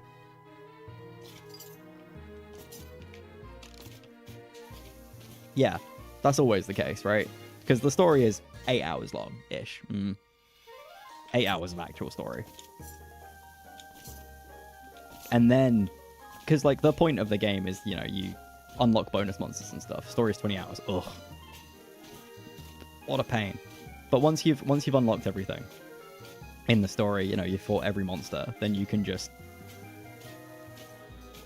actually play. WoD was not like this, I swear. See, I remember WoD being like this.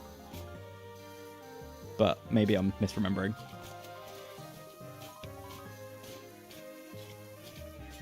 Because I remember playing it a lot in my free time.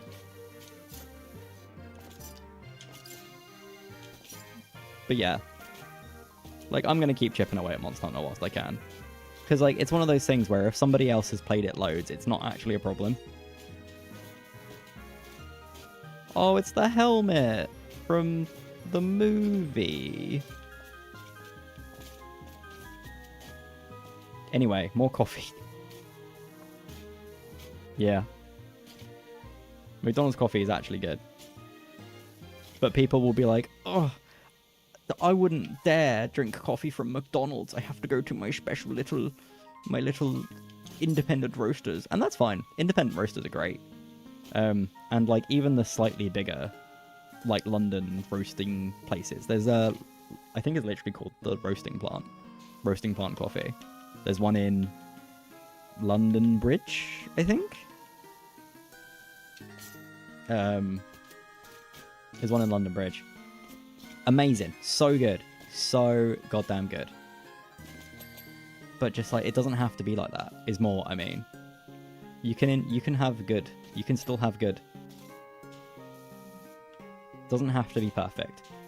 And like, McDonald's coffee beans, they're still Arabica, they're fairly sourced. You know, they pay their farmers a fair wage. It's perfect. Starbucks coffee also isn't that bad. I think the biggest crime that coffee drinkers fixated on, coffee snobs, is complaining that coffee is burnt. Coffee most certainly can be burnt, and often is, but it's just not as common as they say it is. And it means that because of that comparison of people going, oh, this coffee's burnt, it means that you can't get a good dark roast in any mainstream places anymore.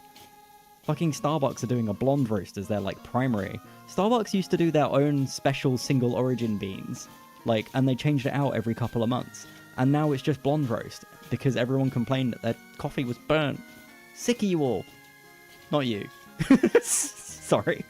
It's just, the axe I have to grind is so big. You need to speak to less rich people. I think that's the worst part about it, right? Is that it's not even. The moment someone gets into coffee, they start talking like they're rich. And it breaks my little heart.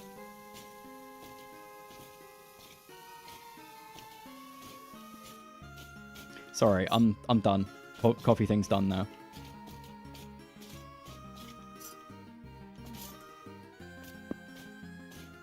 No, coffee as a hobby is expensive. Coffee as a hobby is expensive. Make no mistake. Make no mistake. That's not what I'm saying. It's not expensive. It is expensive. You should voice your opinions on other social media platforms. I'm sure there are many more like-minded individuals out there. I don't think that that's true.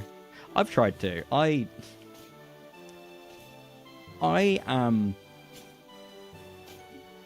don't know how to word it. Imagine if you were imagine if you were shadow banned on every social media platform because you're not interesting. That's me, I fear. Anyone going beyond an AeroPress, I'm looking at with a side eye. And that's, you know what? You're valid for that. Unfortunately, it's the people also with an AeroPress that will be like that. It's even the people that don't do anything at home and just buy stuff elsewhere, which is also really expensive, obviously. I think that was sort of the point I was trying to make, though, is that, like, it's not a... How do you say it? Like, experience doesn't match how people talk about it, and it's annoying. Yeah, I fucking suck at posting on social media because, like, something doesn't do well and I immediately give up. It's a miracle I've streamed for as long as I have, to be honest with you. What, I'll be approaching 2 years in a couple months? Well, 2 years as affiliate in a couple months, which means I was doing it for longer than that. I think I probably started in 2022.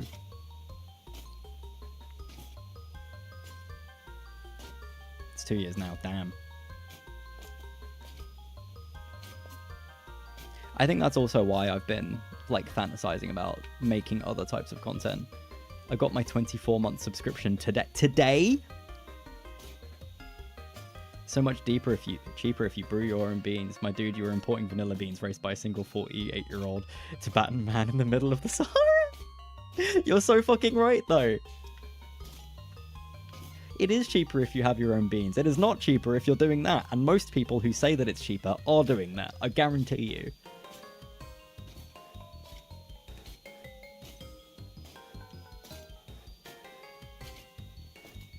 This track goes hard. Congratulations on your 2-year anniversary. How are we celebrating? Well, you see, I'm going to play Power Wash and then I'm going to go on a 2.5-week hiatus because I'm going to Japan. When I'm back, I've been saying this. I'm going to talk about my diet very briefly. I put a lot of effort into trying to lose weight at the start of the year. It wasn't a New Year's resolution. It was an, oh shit, we're going to Japan and I need to sort myself out type thing. And I lost, I will describe it as 1/8 of my total body weight from between the 10th of January and today. And that is cool. It's not as much as I perhaps should be, but it's a good start. Very good start. And unfortunately, because of that, you know, I was poor from Christmas, I was poor from booking the trip. So not going out, not drinking alcohol made it a lot easier to diet. But when I'm back from Japan, I'm kind of foregoing that. I'm still going to be trying to be healthier. I want to build some good habits, right? I've not liked how I look in terms of my physical attributes for quite some time, so I would like to continue to make the effort to at least feel like I'm getting better. Poverty made me slim. Page 1 Daily Mail article. Do you remember when, like, news articles were being pushed out, like, we don't always need 3 meals a day, and the occasional hunger pang is actually good? And it was like, you know, oh, you can tell we're at the start of a recession with news articles like that. Anyway, my point was, I'm so excited to get back. Because even though I'm going to still try to be healthy, I'm so excited to just go out to a bar again. I've not been anywhere. I've been too poor and I've been too fixated on trying to lose weight for the past couple months. And just like, you know, I go to see friends and they're like, hey, do you want to get takeaway? And I'm like, no, not really. I'm excited to stop being a misery guts all the time. I've been busy and stressed for various reasons, which has also made me not want to celebrate. You know, it's all kind of came aligned in a sort of fortunate way. I remember Holly Willoughby and that gay nonce paying off callers' winter gas bills, which was pretty dystopian. God, I remember that too! That was horrible. I remember that at least my circle of family members at the time, I think I lived with my mum at the time, was like, oh, isn't that nice? And I was a bit like, well, I guess. Yeah. But isn't that sad? Isn't that worrying? This shouldn't be happening, right?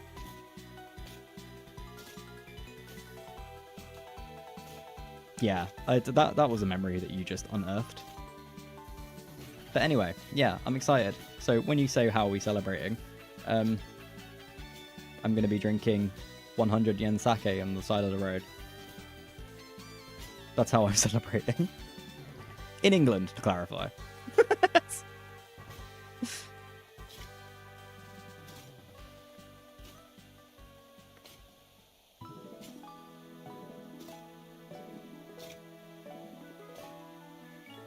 Holy squirrel bee.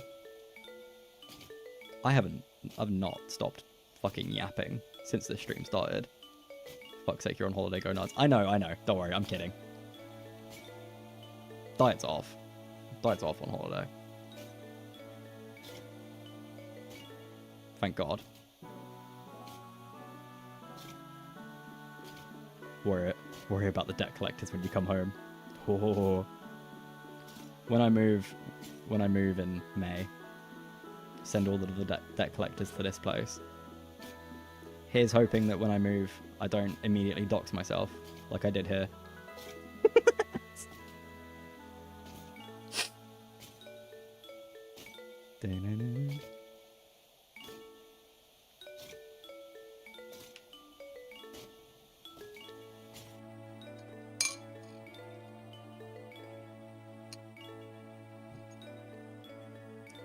To be fair, there's a valid discussion around the quality per serving argument. Oh, for sure. It's not cheaper, but the floor is significantly higher. I think that trying to get the most out of your money, like value, is amazing.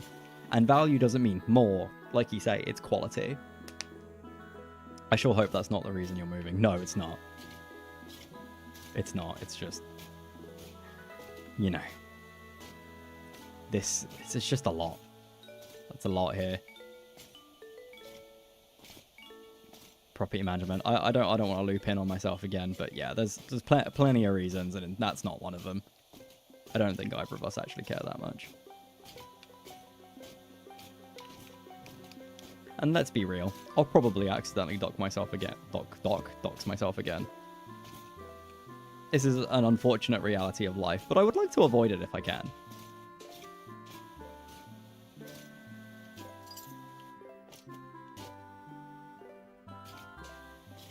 I think when I move, I should play a game. Jaden is up for this. If they don't say anything, don't worry about it. But they've agreed to it. I want to play a game where I have to do really well in a game, and if I fail, my home address appears on screen. Yeah, I think that sounds cool. See? That's so dumb. Shut up. No, thank you. Fuck. Should send me money instead. But what does that have to do with? No, that won't cost me any money. Will it?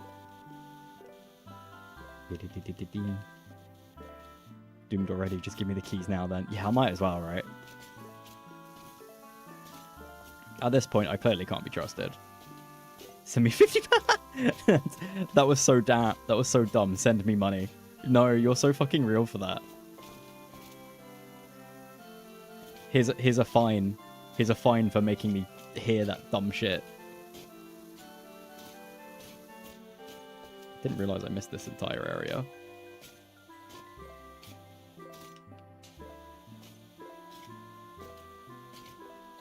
Yippee!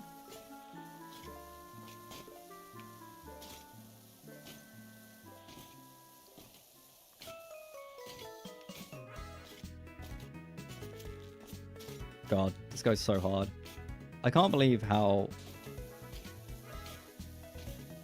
big this is. I don't know if I'm going to be able to finish this on stream. I mean, I'll just finish it during the week, right? Although, with that said, I don't know if I'm going to be able to... Yeah, I probably won't stream on Thursday, actually, because I need to pack. I've not packed anything.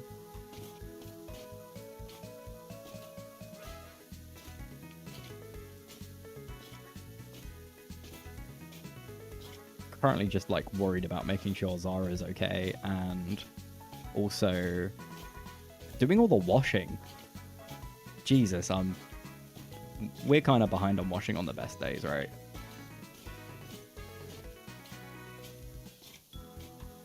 So now that I actually need all of my clothes, having to do all the washing is like, oh god.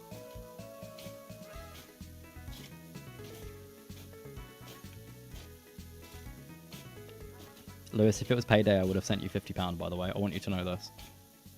Send me that message again in 2 weeks. The trick is to wear the same clothes over and over. I do, but then they get dirty. Like, I'm wearing the same pair of jeans for... I mean, I've been wearing the same pair of jeans for longer than I'd like to admit.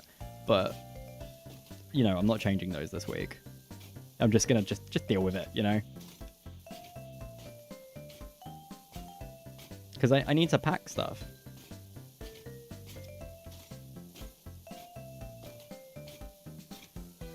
I'm trying to be like, oh, I don't need to take that much. But, because like, I want to pack light, right? The trick is to not wear clothes at all. I have to go into the office.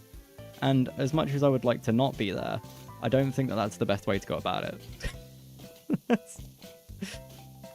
But yeah, I'm only packing outerwear. I'm only packing outerwear for a week, I think. And I'm just going to buy some stuff whilst I'm out there. From, you know, Uniqlo or whatever.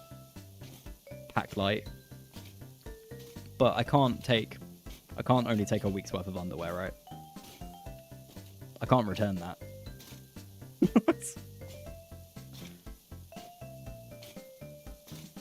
Right?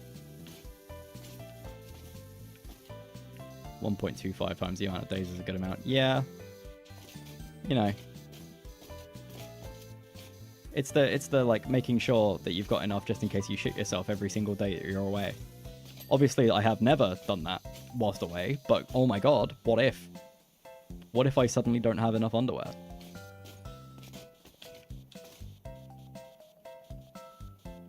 But yeah, I'm probably going to pack like...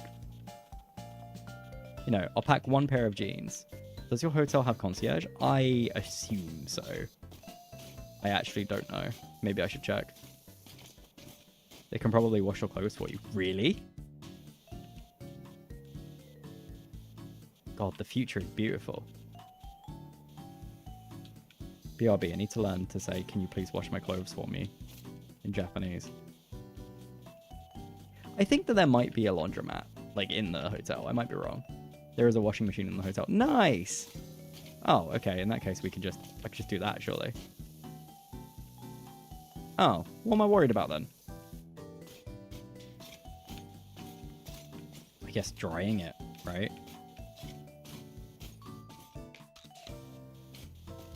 What's the weather in Tokyo right now? Because I saw that it was like up to 20 degrees this week, apparently. I saw that the first cherry blossoms were today. Has a washing machine. It will have a dryer.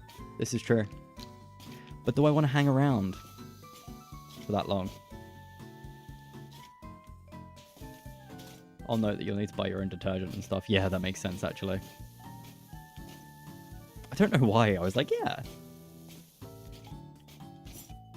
Both will cost more than you are comfortable with. That's fine. Unlimited. Maybe worth it to not take the extra clothes. That's what I'm thinking. Especially if it means having extra room in our bag for souvenirs to bring back, right? Or better yet, getting better clothes to come back in. There's a lot of my clothes that I stopped wearing, and I thought it was because I got too fat for them, right? Not too fat, as in they wouldn't physically fit, but I didn't like how I looked in them. Like, the shape of my body looked weird. And I think that's still a little bit true, but I think that it's actually just I don't like those clothes anymore. I just don't enjoy how I look in them. I've got like a green rugby shirt, which I looked at the other day and was like, ugh. I've got like a pair of dungarees that I quite like, but none of the things I own go well with them. I don't know. I've always really wanted a boiler suit, you know, but I've never can find a good one that's just a nice pattern. You can get like black boiler suits, but I feel like they look like I'm going to work. You know, working in the coal mine as I do. I will say it's a little bit crazy of me to have not started packing at all yet. I feel a little bit deranged. I'm going in less than a week. Buy cheap clothes in Primark, then ditch them there. Tempting. Feels wasteful. I assume I can, you know, donate them.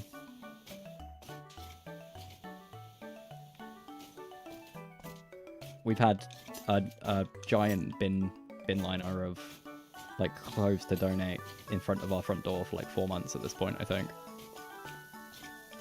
And the thing is, the reception in the building that we live in will take the clothes to donate. We've not bothered to do it, which is it's just embarrassing, really, isn't it? It's just us being lazy.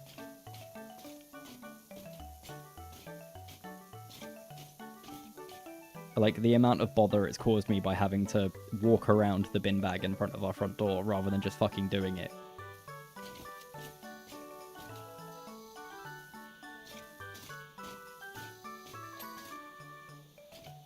Bring those clothes to Japan, problem solved. But I don't want to be ugly. Reason I got rid of those clothes is because I got, like, you know, I don't like them.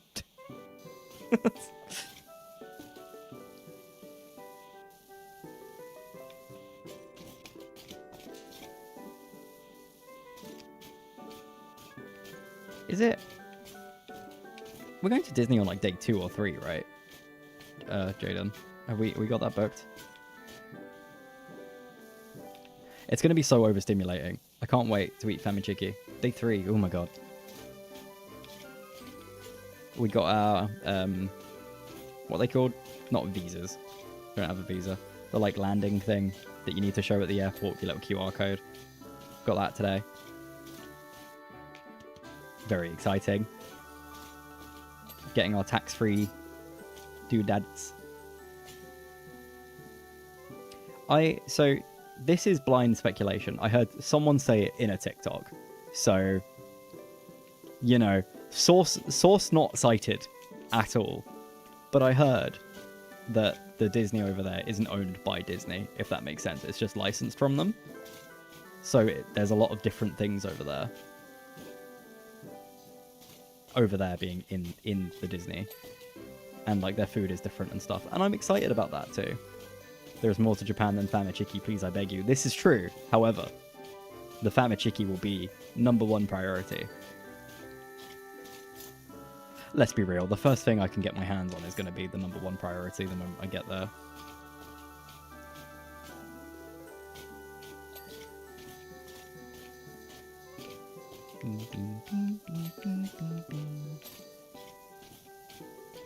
Should I record one of those POV videos where it's just like my hand outstretched holding nothing, and it will be like, this is my hand at home, this is my hand at the airport, this is my hand on the plane, this is my hand off the plane, this is my hand in the other airport, on the train, on the road, in the convenience store, and now here's my hand holding Famichiki. I should do that. I'm gonna do that.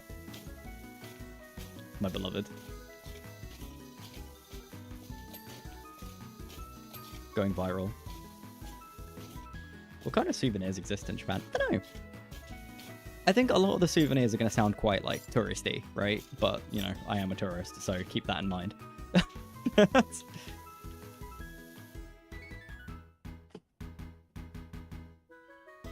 would recommend bringing a small plushie with you. I do enjoy a small plushie. Forever on the content grind. Come with me to the viral Famichiki shop. Hey guys, I'm trying this unique thing. It's called chicken. And it's unique to just Japan.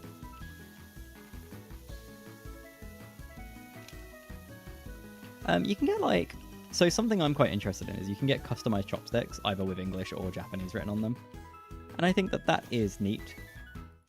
Bring me back a life-size gardevoir? Absolutely not. I'll consider it. If I can stuff her in my suitcase, I might consider it. Although then, you know, unfortunately the entire hall is going to be 2 to 3 life-size gardevoirs.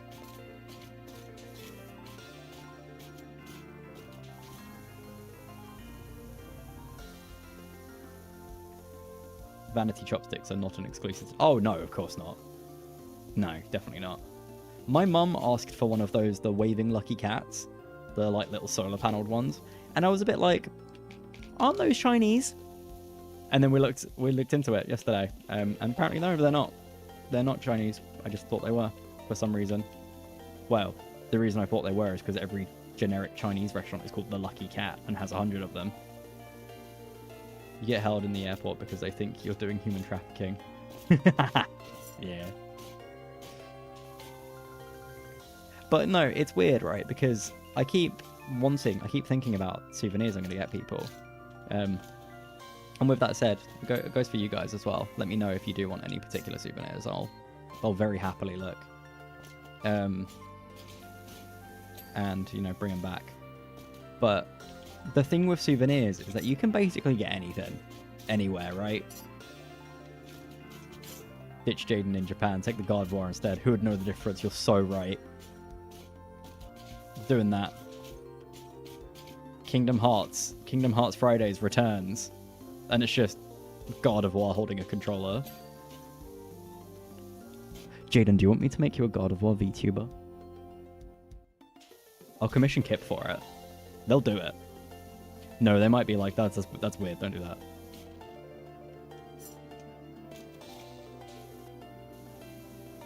No. Bo, no. Me when I see.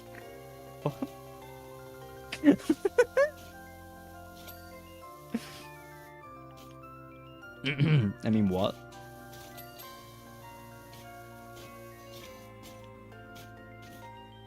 God, booth. Gods.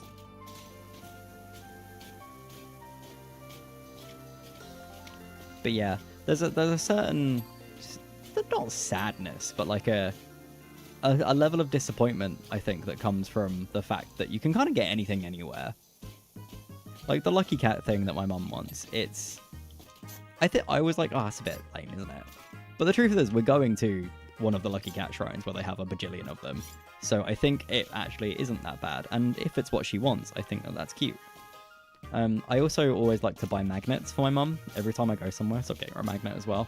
And magnets are like the cheapest shit you can get anywhere you go. It's like tourism trap #1 is a magnet. I brought my mum a magnet back from when I went to Glasgow, and I think I must have paid like £8 for it, and it broke my goddamn heart to spend that much on tat.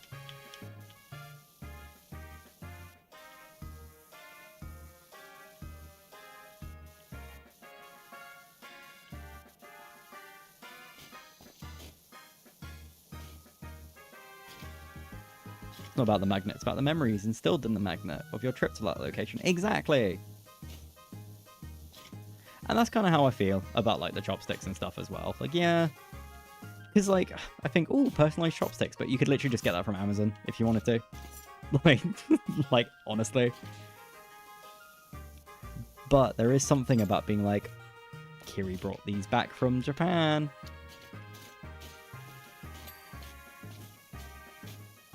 So, I don't know. I'm pro that.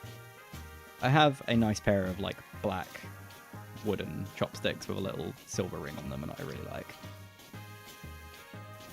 Been getting my practice in.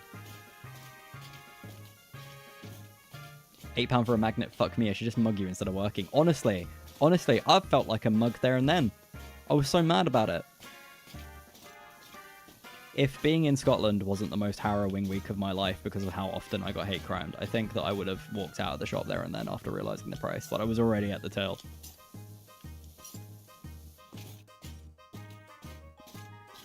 They did not like me in Scotland. Not one bit, no sorry.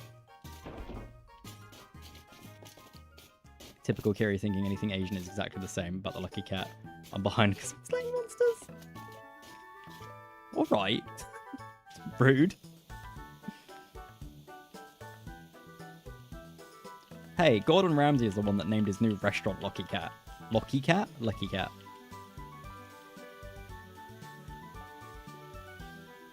They could smell the Londoner in you. Their behaviour was justified. I was there for 4 days-ish. 4 full days. And a bit either side. and I got laughed at in the street. My voice was mimicked by a shopkeeper as he was selling me things. Someone on the bus was smashing their hand or fist against the window so I was sitting on the bus by the window, and someone was outside hitting the window and like yelling at me and swearing at me. Gordon Ramsay's restaurant is Japanese. All right, yeah, fair enough. Sorry. Like, me and my friend were walking, and a group of girls pointed at me and burst into like laughter. It was harrowing. It was genuinely harrowing. It just kept happening. To clarify, I wasn't interacting with any of these people. I was just going about my day. 2 separate people, or 2 separate groups of people, laughed at me. And, you know, at least 3 other groups of people were actively hostile. I had a great time, though, for what it's worth. I had a really nice time. I'd go to Glasgow again. But, yeah, they didn't like me there. I don't think they want me back in Glasgow.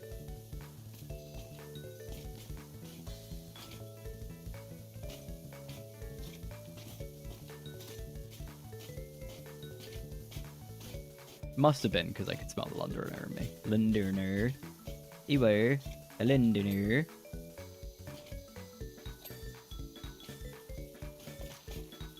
God, Booth. We have to go back for the fish chips and ramen. You're so right. We have to. We must try this.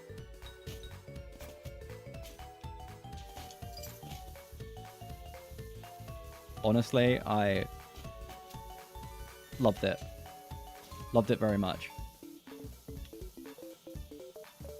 I like a place that feels like it's out to get me, you know? I would be going to Australia if I wasn't afraid of bugs. Australia. I am unfortunately afraid of bugs. I need water. I need water. It's time to drink water.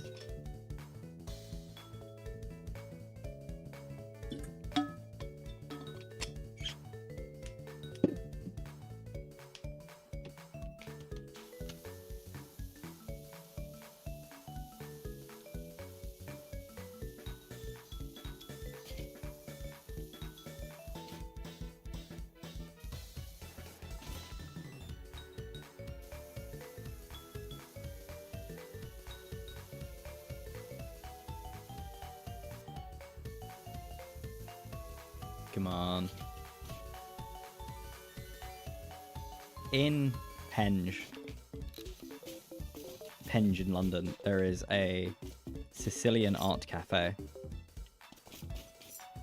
that does the best pizza I have maybe had in my entire life.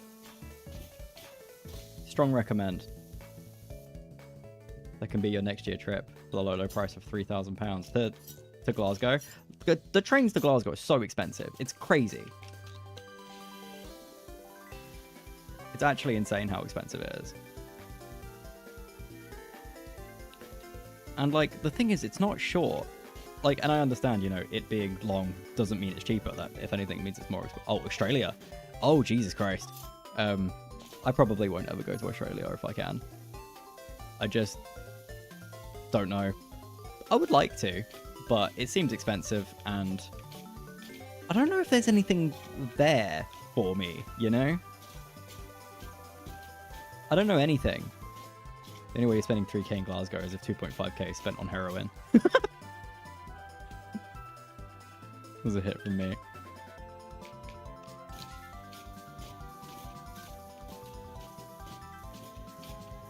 It was good.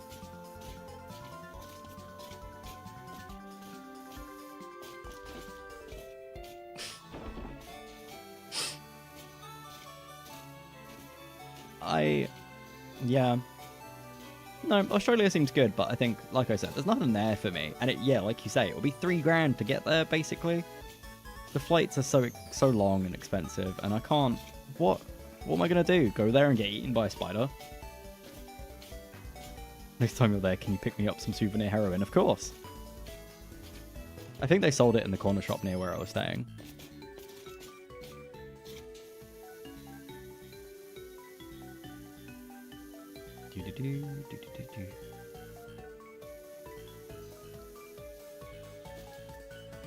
I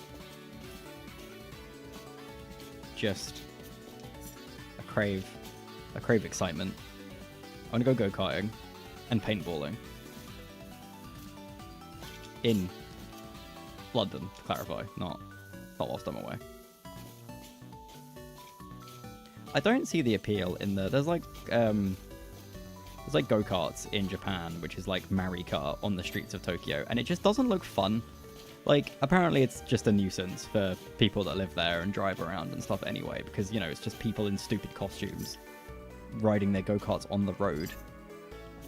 But I don't see the appeal in riding my go-kart on the road anyway. I don't see why you couldn't get away with just, like, getting a goddamn go-kart track. I love go-karting. I do not love the risk of being hit by a real car.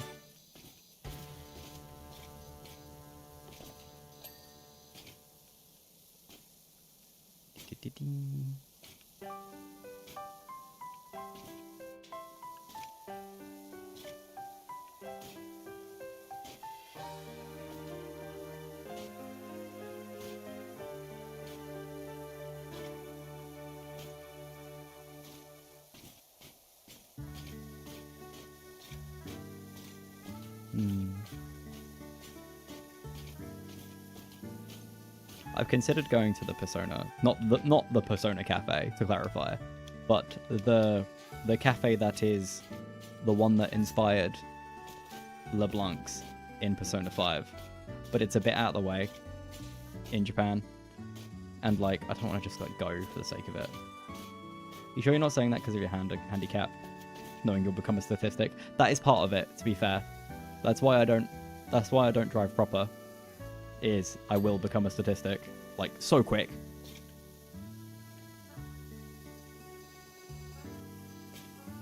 Yeah, at least in regular go-karting, you can rest easy, knowing that if you crash, it's just going to be against a pile of tires.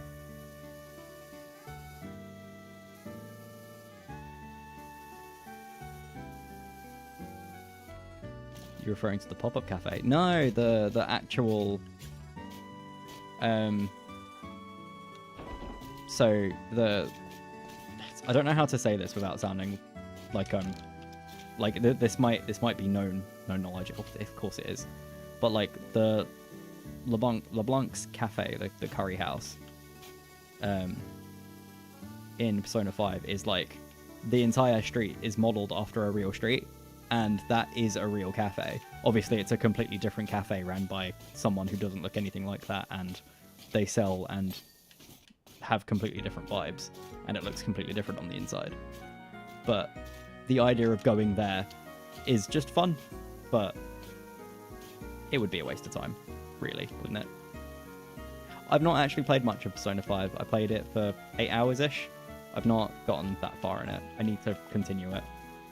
If I could, I wish I could take my Xbox games with me, you know? I wish I could have some sort of handheld. Fuck it, I'd even replay it on Steam. I don't have a Steam handheld either. I'm in this weird point where I need to decide what I'm taking with me to like play on my downtime, because I don't want to just play stupid phone games. There isn't a single phone game I have that I enjoy, and all they do is kill my battery, you know? And I'm obviously going to have a portable charger with me at all times, but I just don't want to do it. I don't know. If I want to play anything, I want to do it on my DS or Switch or something. But I need to choose one. Would you like to borrow a Steam Deck? I don't think I want to go through the inconvenience of making you borrow one. Making anyone borrow one for me. Because, like, then I'd have to decide what to play and stuff. It's a whole thing. That's very kind, though. But also, how does Steam Decks work? Are they set up for you, or do you have profiles, or can you play offline? I know Steam can be a bit funny. Can you have a primary PC Does your Steam Deck have to be your primary PC? Because I know that Steam does that sometimes. Oh my god, how does it work? You can play offline. Interesting. I have a spare one. A spare one? You just log in. Does it not care if it's not your Steam Deck? Because I know that... Is it... I don't actually know if Steam cares. Because you can go into Steam offline mode. I don't know how often it makes you check in. I don't know, I've only ever put one profile on it. Maybe I'll look into it.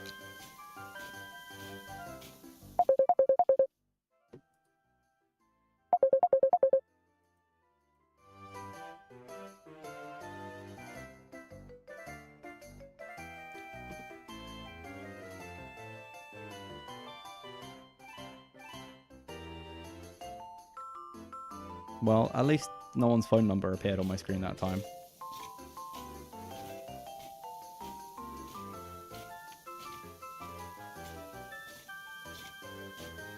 What is happening? Are there aliens communicating? No. Someone's just calling me on WhatsApp. I need to figure out what is going on with WhatsApp on my PC because it is not open. And it is set to not auto start. I don't understand. I don't want to not have WhatsApp on my PC, but if it's just sinisterly... What the fuck am I trying to say? If it's just opening itself, it's not on. But I can't not have WhatsApp. Have you desynced it from your phone? No, I'm signed in and stuff.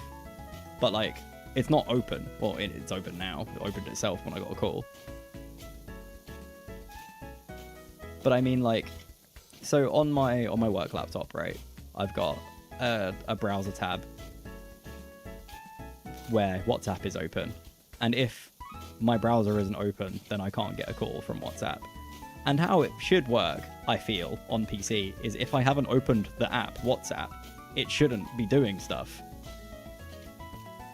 Controversial opinion. But the app that I haven't opened shouldn't be fucking open. I'm really, really annoying about startup apps. I want nothing to open. I get annoyed when I turn on my PC and a bunch of things open. Stop doing that.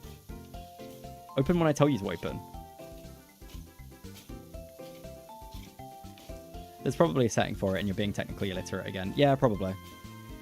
Almost definitely, in fact.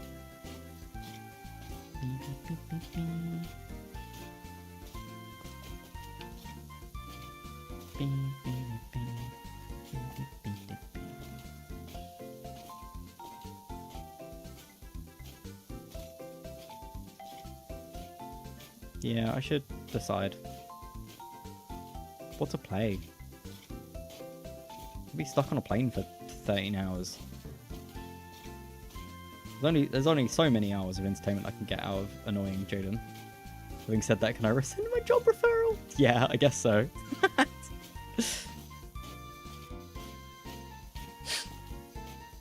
Cries.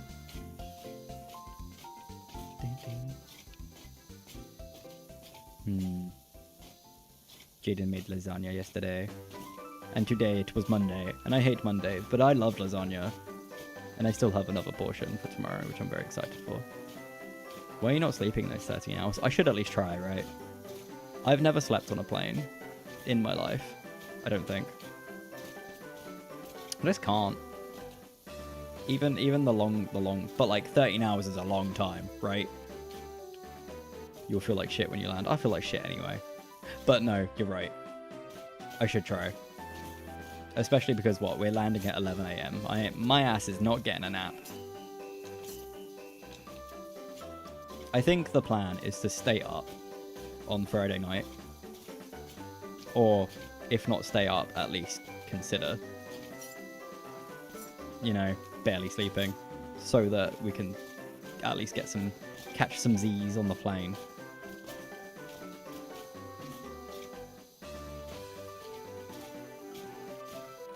I just know we're going to be tired. There's no way. But yeah, I've always struggled a lot. I'm gonna try. I don't want to just like fold my arms and be like, I never sleep on planes actually. So checkmate. And then, you know, fuck myself over just because I've decided that I don't sleep. At the very least, get shit-faced when you're past security. Of course, that's the plan as well. That'll probably help go to sleep, to be honest. As long as I don't vom.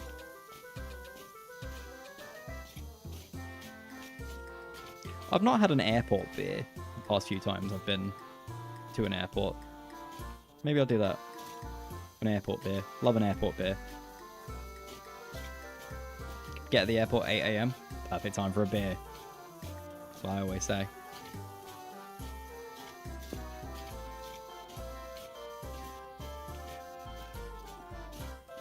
Oh, but it's 8 AM. Time doesn't exist when you're at an airport. You know this. You know it to be true in your heart of hearts. Is your Heathrow flight at 8 AM? I think it's at like 10. It's also Gatwick? Maybe? Maybe it's Heathrow. Shit. I forgot.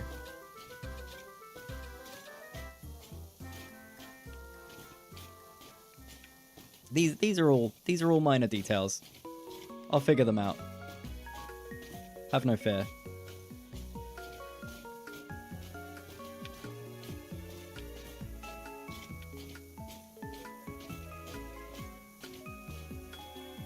This level is so fucking huge.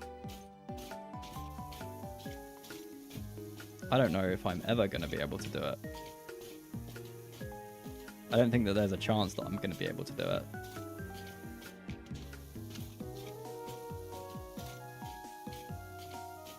At least before today ends.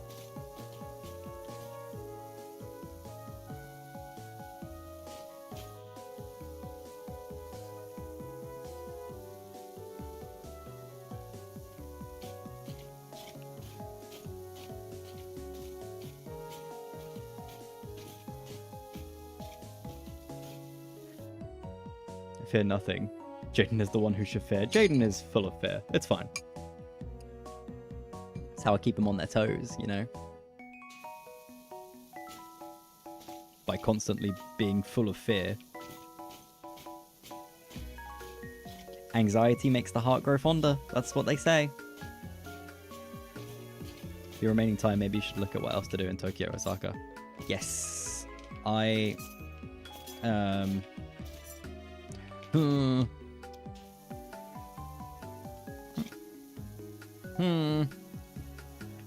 think before we go to the Nintendo Museum in Kyoto, we're considering going to the Bamboo Forest, which is nearby. Kirby Cafe, very excited for this. What else? There was this like samurai restaurant that is like obviously a tourist trap, right? Like so obviously a tourist trap. But it still kind of looked like fun, and I was considering going to it because, like, I was like, oh, well, maybe even though it's a tourist trap, it'll still be good. And I just got sad reading the reviews for it because they were all like, yeah, it was a tourist trap, but we kind of knew that going in, and it was just still a bit meh. And I was like, oh, all right. Like, I was hoping that I'd be surprised at how good it was, you know, but no. So that's some money saved there and then. Shopping in Shibuya is going to be cool. Pretend that I'm in the World Ends with you.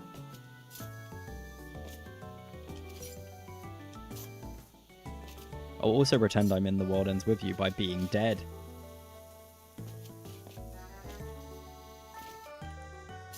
You should adapt to Japanese time if possible. I have a job.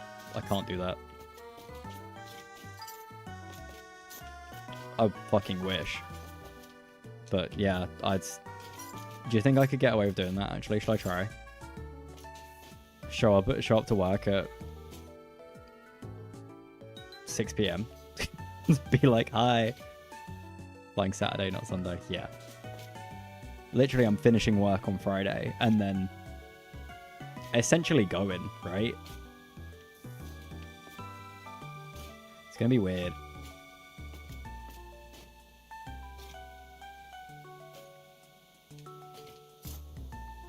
But yeah, if I was going on Sunday, I would 100% do that. At least try.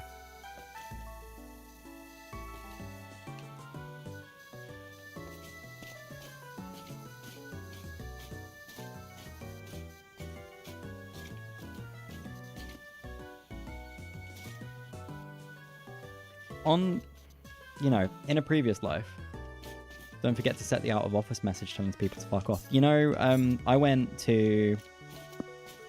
I took a couple days off. I think I took a week off to move house this time last year in this same role.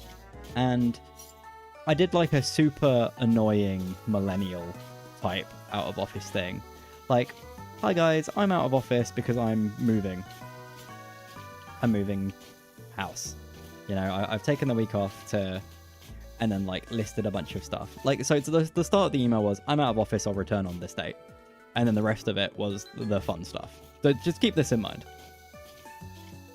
It was super cringe. It was like, we'll be building furniture, arguing over where to hang the paintings, whatever. Stupid like homely stuff. Massive oversharing. I mean, whatever, right? It's cute. Places do it. Everywhere else I've worked has done it. It's fine. It's not that weird. But it was a bit cringe, Fine. It's normal to have fun out of office messages, to clarify. But because I had extra stuff in my out of office, someone at my work, someone on my IT team, why did you do this to your colleagues? Nobody deserves that. Yeah. Well, you'll be pleased to hear that someone logged into my account and removed my out-of-office message entirely whilst I was gone. So that's nice. And the next time I was off, I added a donation link.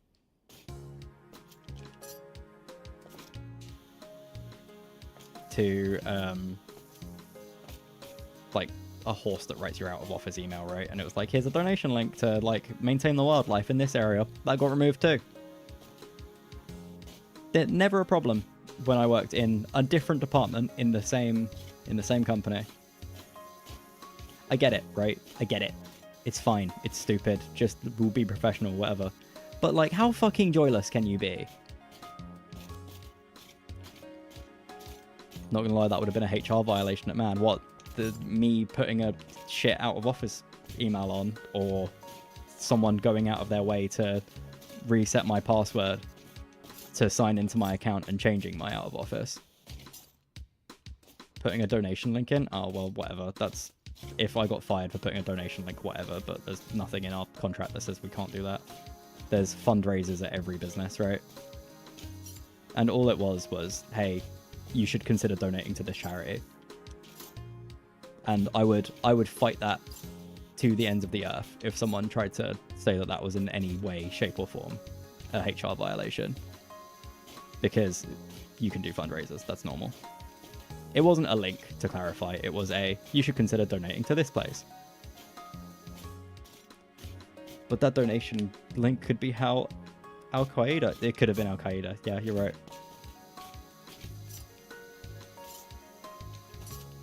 But yeah, no, it was like...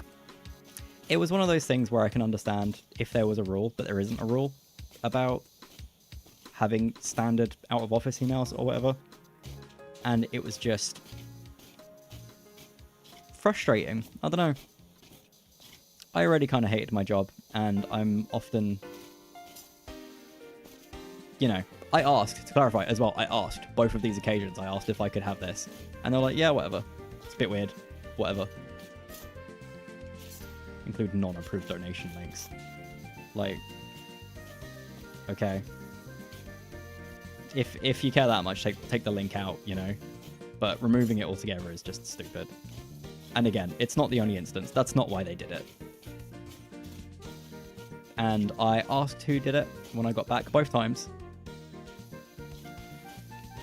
And got the usual, nobody replying to me. Asked the head of IT, and he went,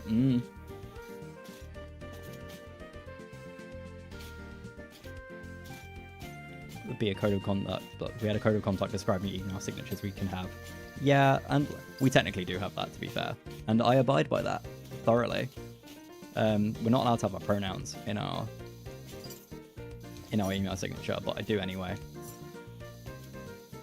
And like the only reason I abide by rules basically everywhere I go. But the thing is, with the place I'm at now, it's just, it feels like they keep changing stuff to deliberately be sad. And I've been here for 5 years, and it's always on a department thing, right? Like the creative team in my company that do like digital design and stuff, they get to do literally whatever they want. They've got the similar donation link thing. They do this, they do that. But it's specifically because I'm in IT and it's filled with people who are miserable that they get mad about it, and they can change it so they do. You know?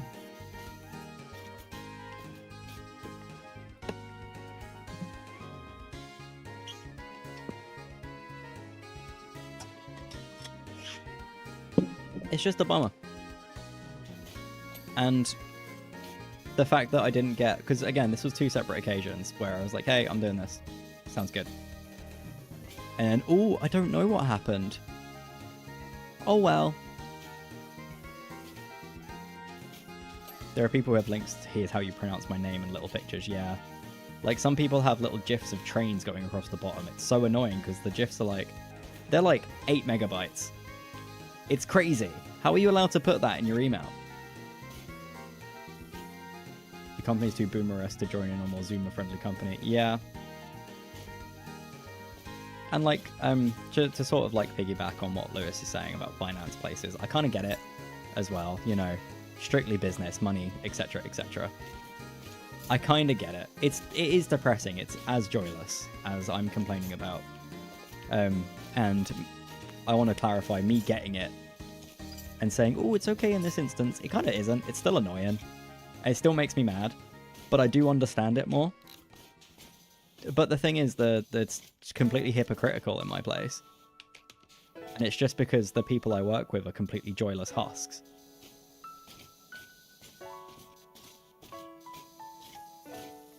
It's, someone joined my business 3 weeks ago. My business. Someone joined the company I work at 3 weeks ago, and they got bullied out of the team. They handed in their notice last week because of how badly they were treated. They weren't given any training at all, and every time they asked, they essentially got sneered at. You know, oh, you should already know this. Just like, how was I supposed to know this? This was a bespoke bit of software made for you, your company. How am I supposed to know how to do it? Like, can you please show me? And every time he'd ask, hey, how do you do this? How do you do that? Can anybody teach me how to do this? Where do I find this particular file? Like, he'd always get either entirely aired out or called to get yelled at to say he should know it. And it just, like, wasn't fair.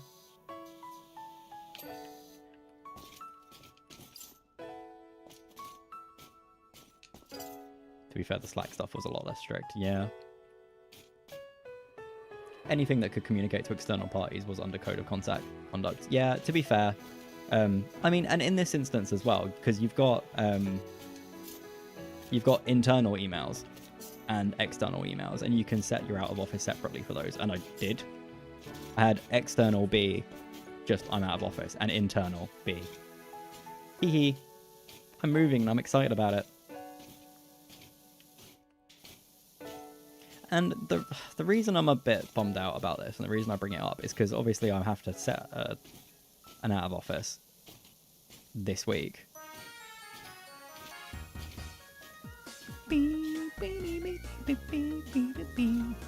And literally the other day, I got a response to my email being like, I had a baby, I'm so excited about this. We're doing this and this. I'll be working, but as a mum, I'll be changing diapers and doing this. And like, I was like, this is cringe, but it's cute. I get it. And it's like, I don't understand why it's okay that she did this and I didn't. You moving again? Yeah.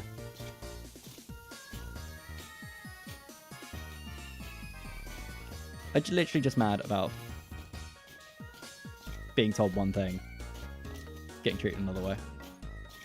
Missed all of who she is and what she did. I mean, just had the same type of email signature, not signature, like out of office as I did, where she was off because she had a kid and did the whole like, oh, we changing nappies and, you know, working, but I'll be your working mum instead of a da-da-da.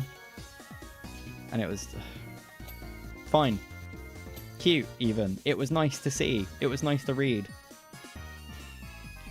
But why can she do it and I can't? Hating women and kids. That's the Kiri we know and tolerate. This is true.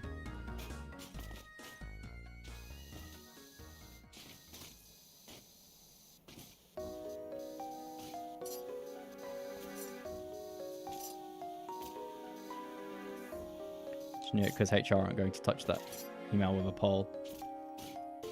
I mean, HR aren't going to touch my email with a poll. It was specifically my team being miserable. I want to clarify that as well. It's the fact that my team aren't friends with each other and hate each other and are just bitter for the sake of it. You can't be alone with any of them. I say my team, like the department, they all hate each other. They're all bitter and horrible. You heard it here. Kiri wants a baby. Oh god, no. But yeah, you are also right. No one's gonna be mad at a pregnant woman or a recently pregnant woman. A no longer pregnant woman. But I'm just mad about it. I don't want to feel... Because, like, the job doesn't have to be this bad, is all. It could be okay. Sorry, done. Grab myself by the reins. Stop complaining about work. And I have said to myself, when I get a job that I'm excited to go into, then I obviously will. Stop complaining about it on stream all the time. Because even if it's bad, it's not the end of the world, right? But I'd like to be somewhere that I'm choosing to be, rather than the place where I was essentially funneled into because I'm blind in one eye and can't do anything else. Remember when Kiri said in 2025 they would stop complaining about work all the time? Alright. I'm sorry. It's kind of dictating my life, though. Find that hard to believe. Again, it's dictating my life, and I don't want it to. And that kind of came with the caveat that I got a new job. Need a timestamp. Pixar, it didn't happen.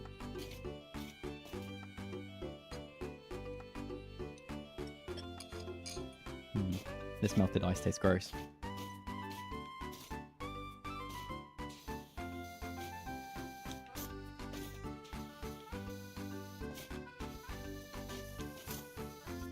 Share the first 10 minutes of our Japan call. Well, I can't. Sorry to hear that. Leaked conversation? What? Not clickbait.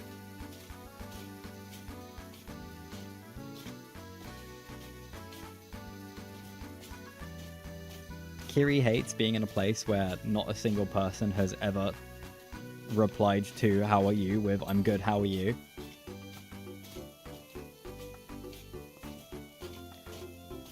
Fairly short even before we started you were complaining about your job. Yeah, definitely.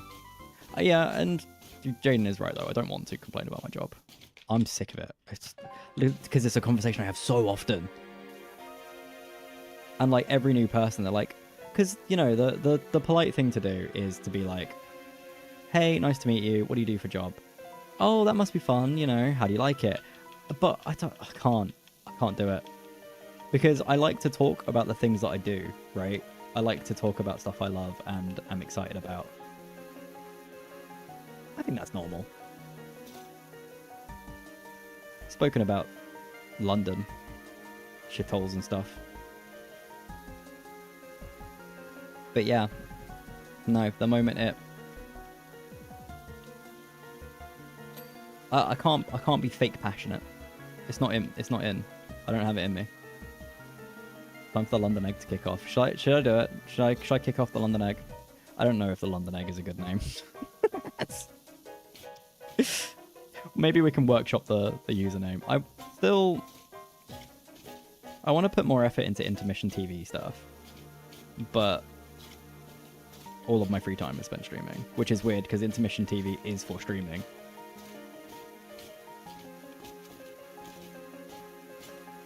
How dare you, I work nothing on that name. Tempting.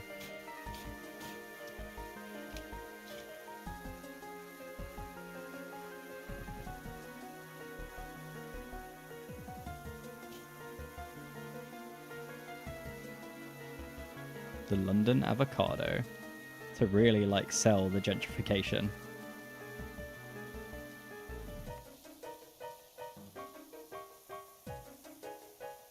The London Eggs Royale. The London. See, you run the risk of sounding like a teen mag. My London life.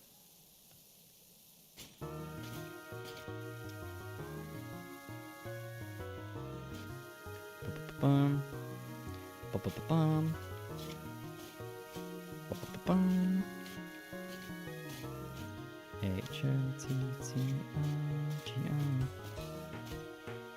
Sex in the City. Eggs in the City. Sex and the Eggsy.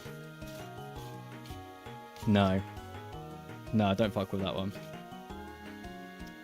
Eggs in the City. Having the word city instead of London might be a good idea. Because then I can do other cities.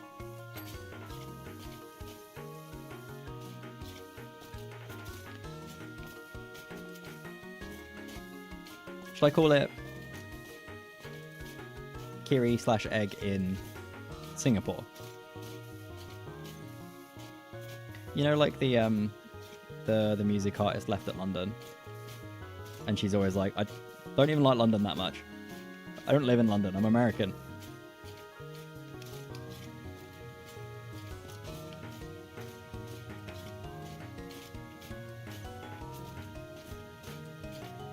Like Glasgow. Kiri in Glasgow. And then like never make a video about Glasgow. Maybe you should stick to destinations served by Ryanair and EasyJet. Yeah.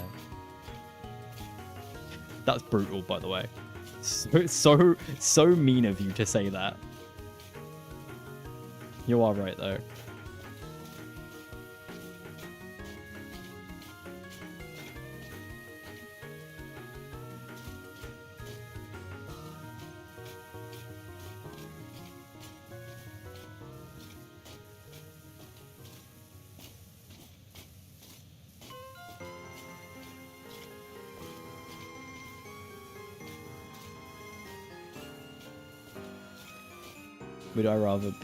Would you rather I be more direct and say bitch you poor as fuck? No.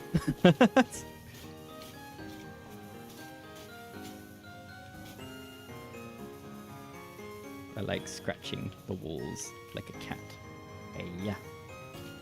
Twitch warned me before I posted that, so maybe that's really funny. I have the filter set on like the lightest option as well. I think the only thing it actually blocks is real life slurs. So I think that was a challenge.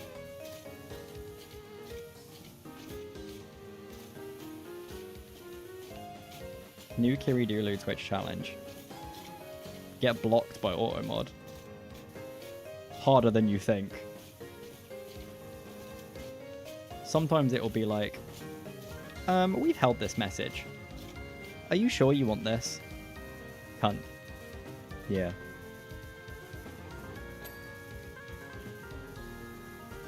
Can I be blocked by auto mod? I think that mods don't get blocked. I might be wrong.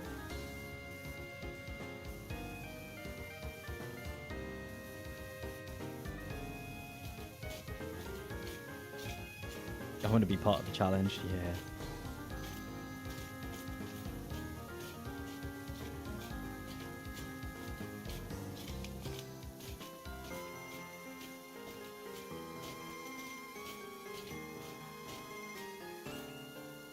Go on, post something against TOS. Do it.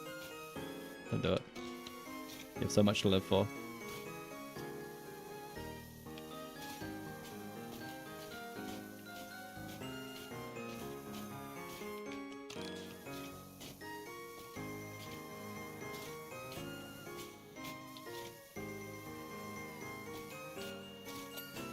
Neat.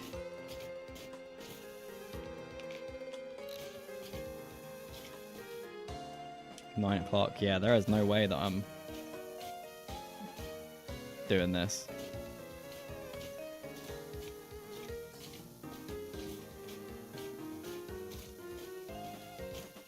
Kind of feel if you were to do it, you'd have to be genuine with the YouTube landscape as is. I want to be genuine.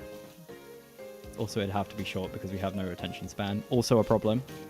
Yeah, I think that that's the problem as well, though, because I kind of want to make him like minutes long, not like 10 minutes. If I'm going to do loads of them, I want them to be 10 minutes. If I'm going to do one, I want it to be like 30 minutes.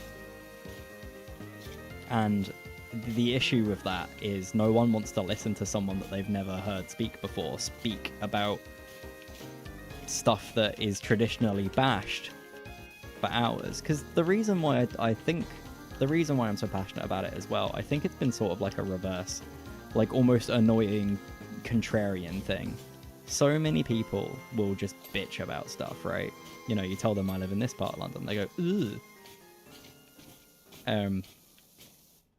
And like a lot of people are just like that, right? You tell them, you know, you got friends that are online, you go, oh, I live in England, they go, ugh. And that's fine. You know, I do agree to some degree. But it's so sad. Oh, I quite like going, you know, the Central Line isn't great, but I actually don't hate it. And they're like, you should hate it. It's the worst. It's like, well, you know, here's what I like about the Central Line. But no one wants that, you know? It's so much easier to just, like, bash things, and I get it. Because, like, you know, the Central Line covered in graffiti, it's hot. But it also has got, like, 5G on it now. That's awesome. God, this power wash has been going on for so long. Tell me about it.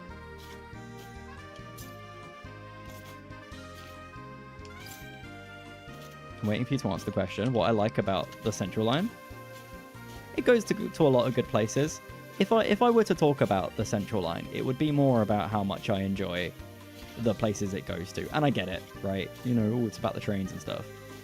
But it's never really about that for me. I think the Bakerloo line suffers the same fate as well. I've not been on the Victoria line in a hot minute. But I genuinely don't think it matters as long as the trains are frequent and on time. I think the Central line is probably one of the most times I'm on a tube and it's delayed, to be fair. Rate the tube lines best to worst. Would I... So, alright, if I was going to do that, how would I do that? In what format? Would I, in this hypothetical scenario, am I making a video about the Central line and then making another video about the Bakerloo line? You know, I love the Bakerloo line because of this, and this, and I'm going to take you to some places that I really like along the Bakerloo line and we'll talk about it.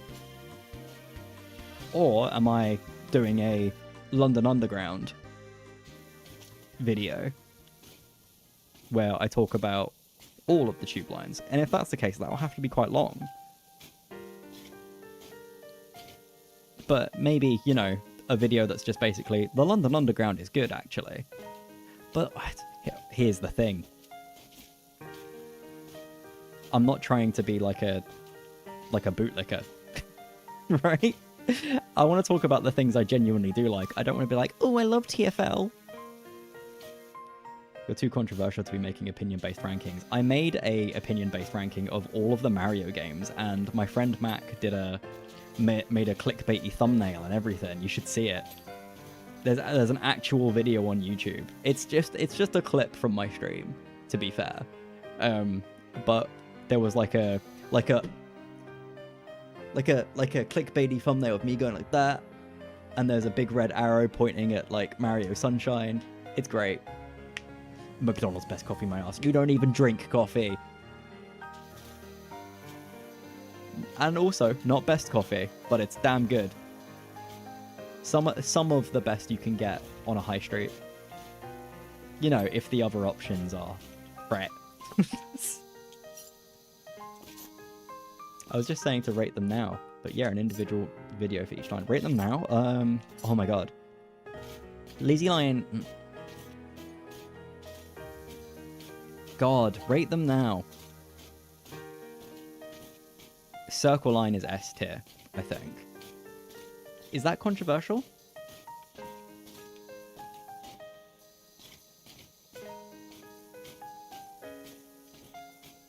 I think I'd need to do my research because I'm too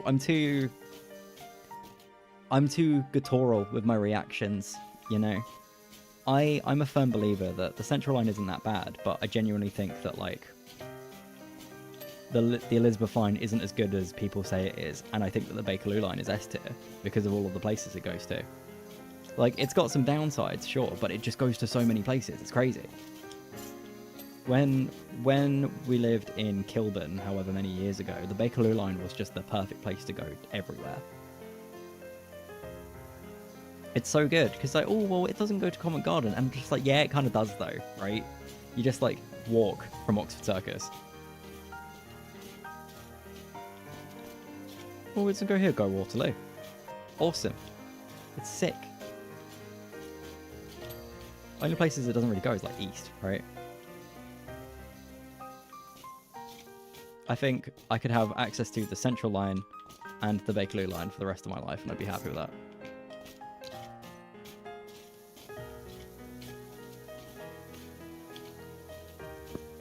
Overground is good. I quite enjoy the rebrand that the Overground did. Names are stupid. Said this 1,000 times. But like, I remember my first time needing to independently use the Overground. I was at Hackney. I was at Hackney and I was like 15, and I went with my mum to work. And just like kind of had to figure it out, and I looked at the map and was like, I'm too young and stupid to understand what the hell's going on.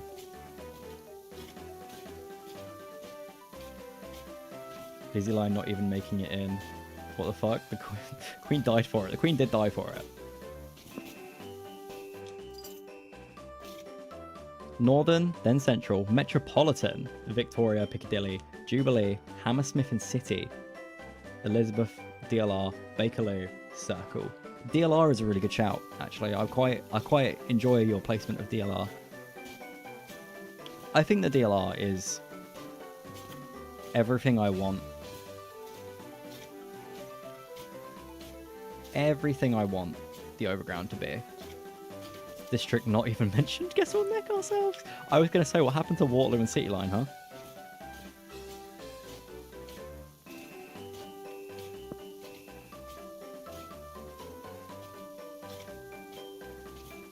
District Line and the Circle Line they're intimately familiar with each other, right?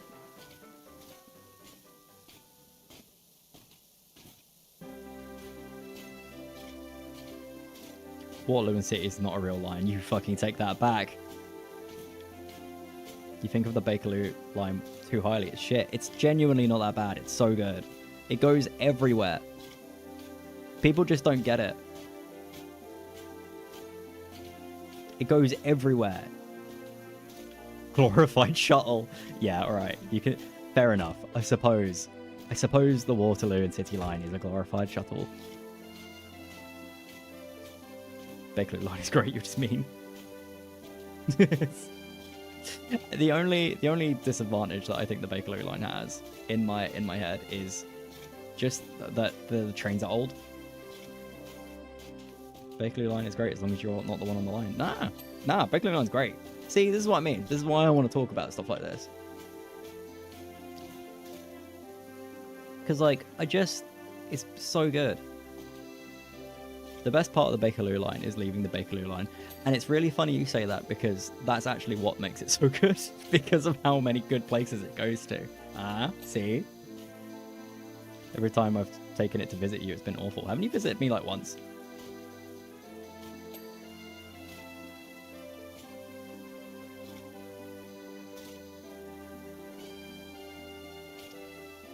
But yeah, love it. And to be fair, all the places that I've lived on in the Bakerloo line, they've not been the places to go to, right? But trains every 3 minutes.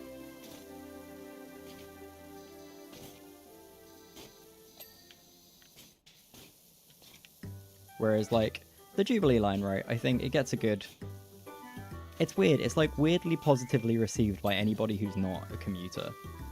But then anybody who's not a commuter who goes on it during commuter times wants to die. All you're saying is you could replace the trains on the line with a horse and cart and it'd still be the best line.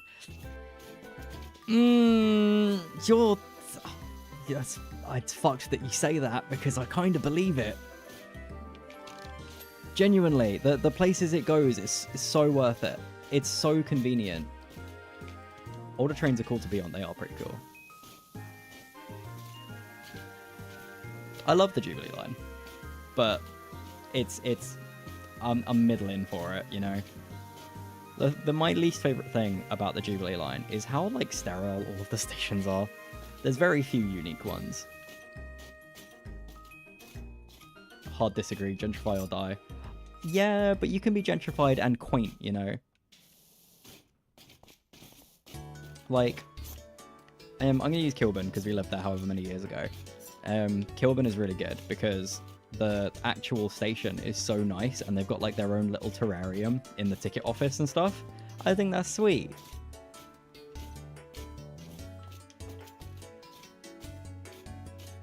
Okay with the station, it's not changing. The train stock needs to go. I would, like, obviously, the Bakerloo line trains being made better is not a bad thing.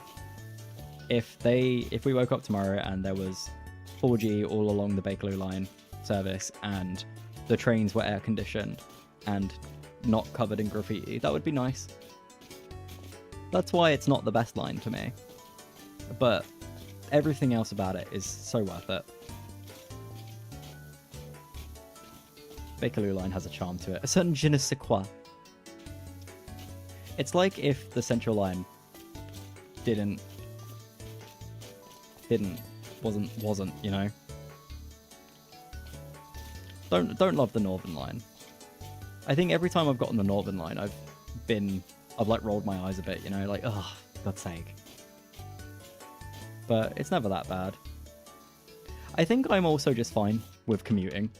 I like to travel. I enjoy going places.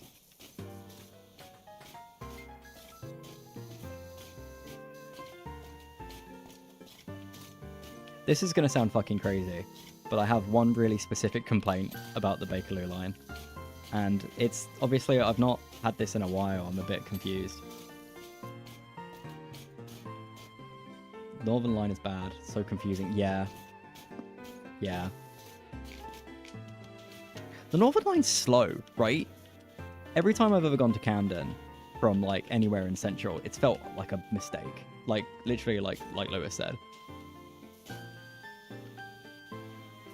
I think the best experience I ever had going to Camden when I didn't know London better was when the Northern line was entirely shut and I had to get a rail replacement bus to Camden.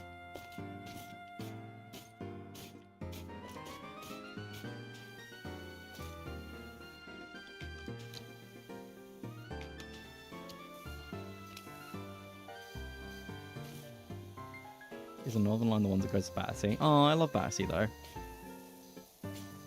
I remember not enjoying the journey there. In my head, Battersea's a pain in the arse. I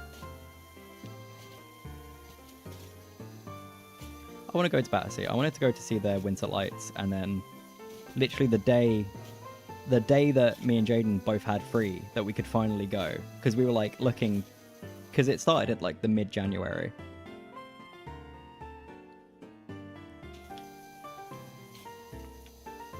Started mid-January and ended mid-February, and we were like, oh, we should go see the lights in Battersea. And then the moment we had a free day, the lights were over. It's too late. And I'm sad about it. So, yeah. There's that.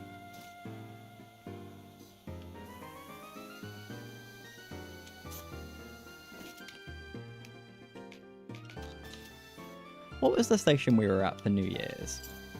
Jaden, I don't remember, but I remember the area being quite okay. Was it Greenwich? It didn't feel like Greenwich. Woolwich Arsenal. It might be Woolwich Arsenal. It's surprisingly nice around there. I didn't hate it.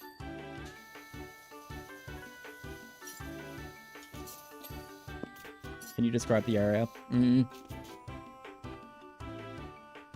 be like if Canary Wharf were inaccessible by Bakerloo line. Was there a massive fuck you dome outside? I don't think it was Greenwich. Or the O2 for that's worth. Or maybe there was, actually. Fuck. Came back from Greenwich, right.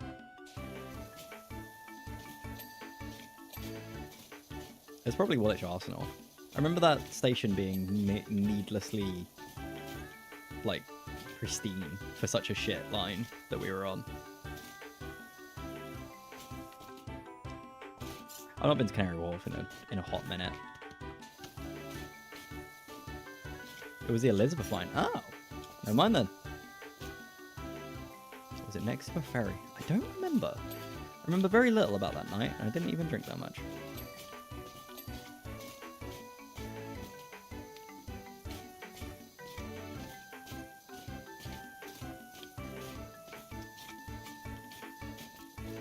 Yeah, I've not been to Canary Wharf in a hot minute.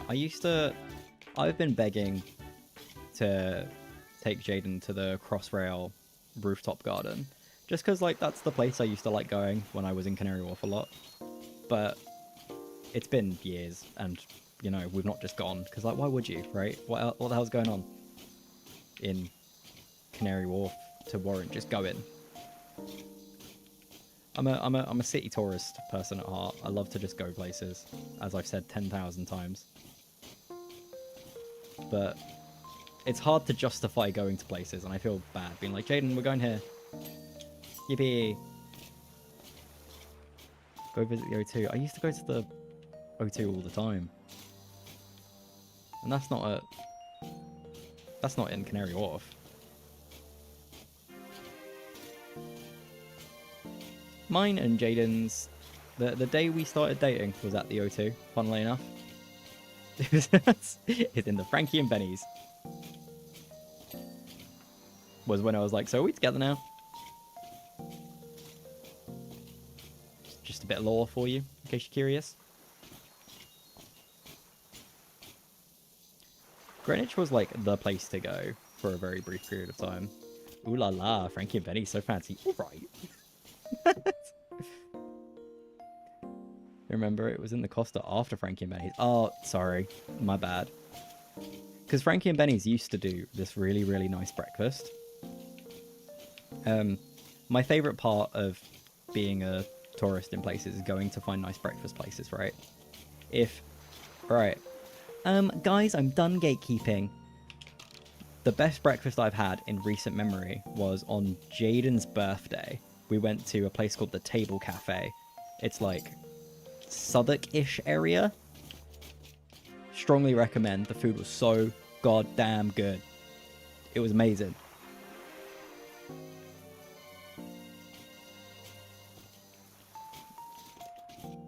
Frankie and Benny's was reasonably priced. I don't remember the Table Cafe being reasonably priced. Coffee was good.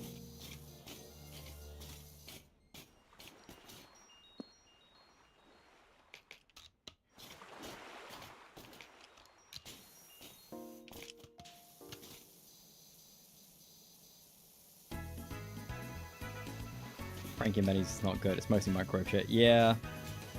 Yeah. I remember the breakfast being really nice, though. But again, yeah. I yearn to go back, even though I know I won't enjoy it. Like, for dinner, I mean. Like, TGI Fridays holds a very, very dear place in my heart. But I've not been there in God knows how long.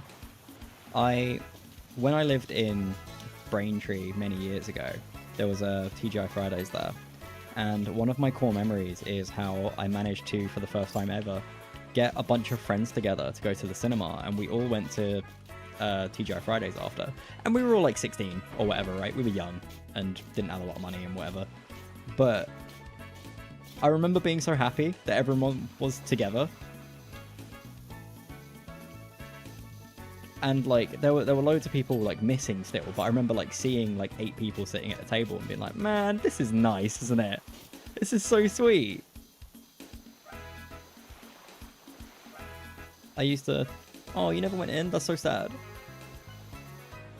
What would you rate it as a first date location? Pretty good. Was it third date? Second date, right?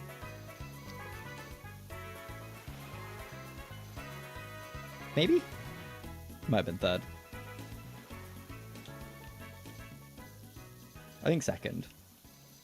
First was Cahoots in London.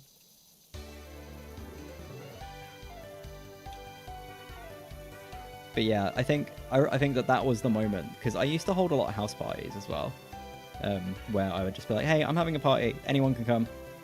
And anyone usually meant like anyone who was on my friends list.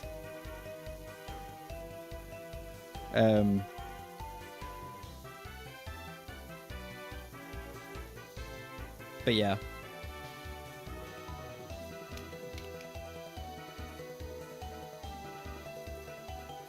It's 5 years ago, my memory is soup. As your autobiographer, what can I do with this info? I don't know. Good Wikipedia page. But yeah, when... It's weird, right? Because I started moving out, and then in the flat we were in, I liked having parties, and I had a few. But one that I had, it was just a bit overwhelming for me because, you know, it wasn't just me who was hosting, right? There was other people who had other friends. And there were so many people there that I was like, wow, Jesus Christ, I'm overwhelmed. Because I'm stupid. You know, it's a big day, big event. I think Comic-Con was on at the same time. And then in the next place, it was just too inconvenient for anyone to get to. And I was like super depressed for a very brief period as well. I felt weird inviting anyone.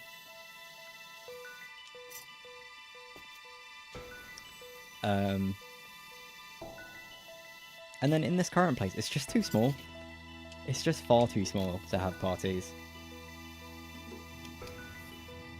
And I think even if/when we move to the next place, I think that there's a good likelihood that it will still be too small. Because like a bedroom and a living room isn't great for a party, really, is it? You need a house. You need at least 2 rooms that people can break off into, and you don't want your bedroom to be one of them.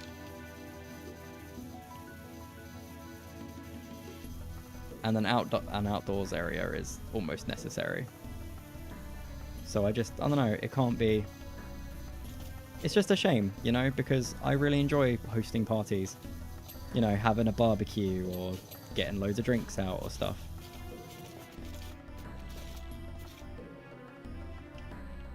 Can you hurry up and get famous so we can get one of those famous people plaques and put it on the Frankie and Benny's in the O2? I reckon that if I ever even get remotely popular, Frankie and Benny's will be shut down by then. I don't think it's got that many years left in it, unfortunately, as much as I love it.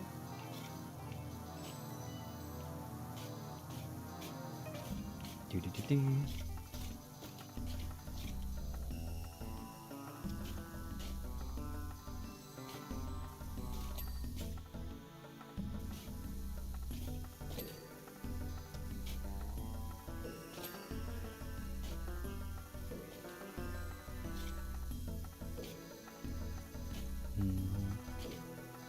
I hope I can finish this, because it's like, I've got half an hour left, right, to do 3%, but the last 3% is always the worst bit in Power Wash.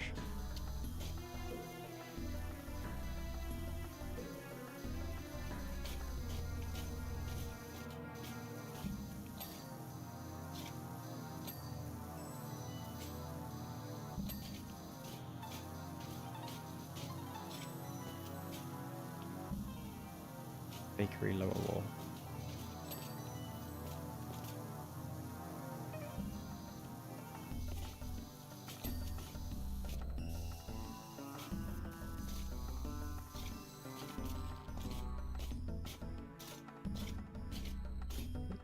They seem to have been bought by someone else now. Ah. I didn't realize that they went into administration. I really don't want TGI Fridays to go. I love TGI Fridays. I actually think that their food is good. And I don't know, the vibes are nice. I think it obviously is a, how do you say it? Like, it's like a bias. It's like a personal bias thing, right? It used to be the birthday place for me. Whereas, like, whoever was special to me at the time would take me. It was like the nicest, most expensive food I could afford to have, really. And it was nice. So to me, it's exciting. I had my first legal cocktail in a TGI Fridays.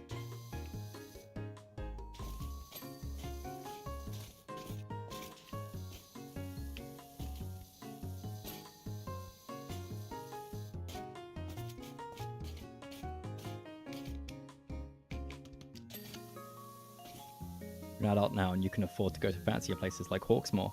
I've never been into a Hawksmoor, but the one in Canary Wharf has always tempted me. I went into a place in King's Cross recently called Firelighter or something like that. Oof. Don't go have a roast lunch at Hawksmoor. Biggest waste of £60 I've ever spent. Interesting, good to know. I was actually curious about that. Is the rest of Hawksmoor okay, or is it just the roast that's crap? 60 is crazy. Please tell me it wasn't just for like that and a beer.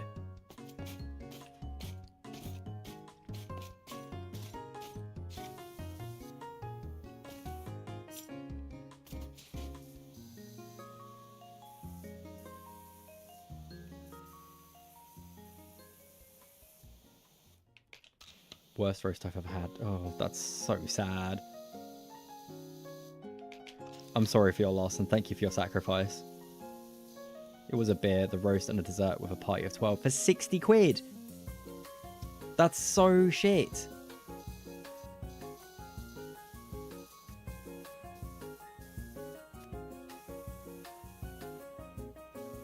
Do you know what?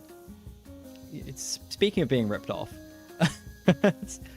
Do you know what gets a dedicated video in my talking about how much I love London? Winter Wonderland in Hyde Park. Genuinely. I love it. Yeah, it's crap. Yeah, it's busy. But damn, do I have a lot of fun every time, and do I look forward to it every year. Book a day off. Book a day off, go at 11 in the morning, begin drinking then. Go when you're bored. Fuck off, biggest scam show of the year. It's so expensive. It's such a scam. It's so much fun. But I get it. But that's why I want to talk about it. Food probably would have been 30 to 40 per person. Jesus Christ. What a bummer.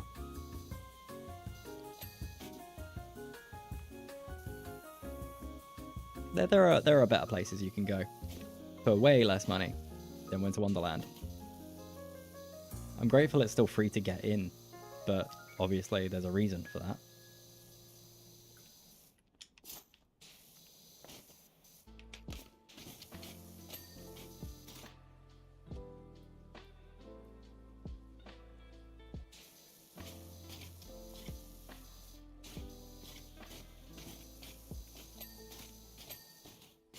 The steaks are good, however, and it definitely costs less. Interesting. I've never been into Hawksmoor, but I should give it a go.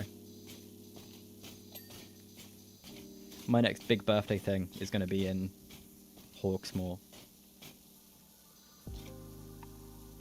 Oh, you know what's good? Dishoom. Fancy breakfast for £40 per person. Fancy breakfast? What's fancy about it? Because £40 is a fucking lot. There's a very small world in which that would be worth the price. But I'm willing to explore those options. I fucking love a breakfast. The earlier that I get to go for breakfast, the better, right? Because you're tired, groggy, hot drink just wakes you right up. So good. And if it doesn't wake you up, you're just like, Calm and chill. Oh, we're at the 99% that we're going to be at forever.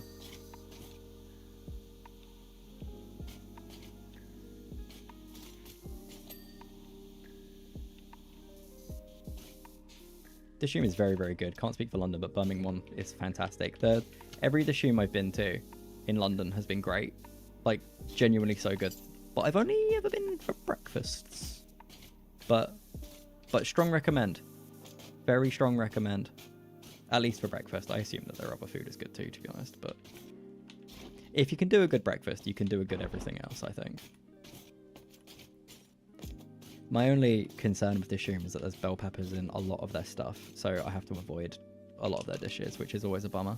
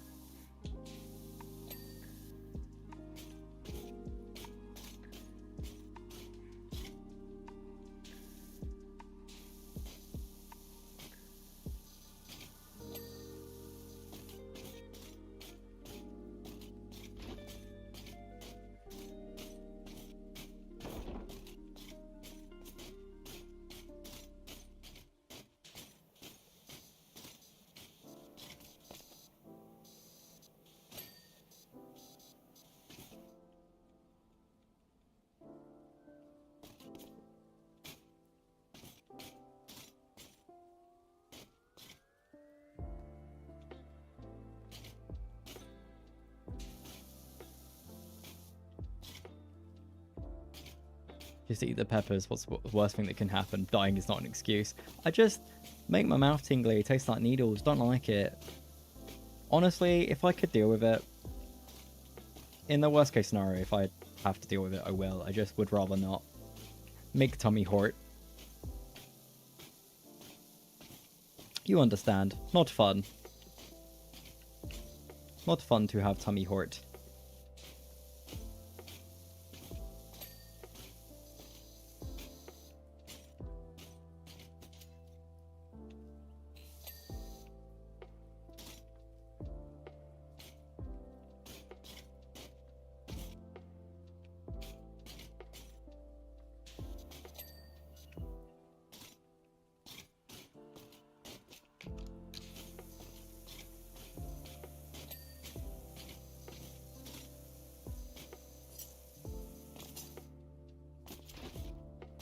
Your brother got a new cat? Oh, what? You do make a good point, however. I don't have a good breakfast place in London. Oh my god. I could go on for hours about good breakfast places in London. So. You know what? I'll just send you the list. I'll just send you the list. So many good places. Depends what you like. I'm not too familiar with many greasy spoons though, which is a shame.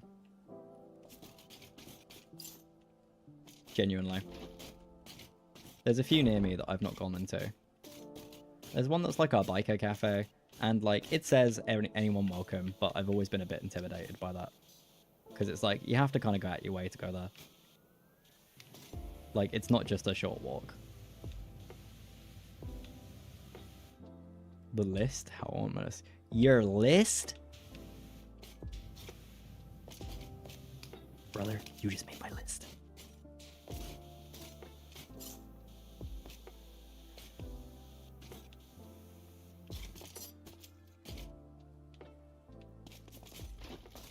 Can I please put this here? No.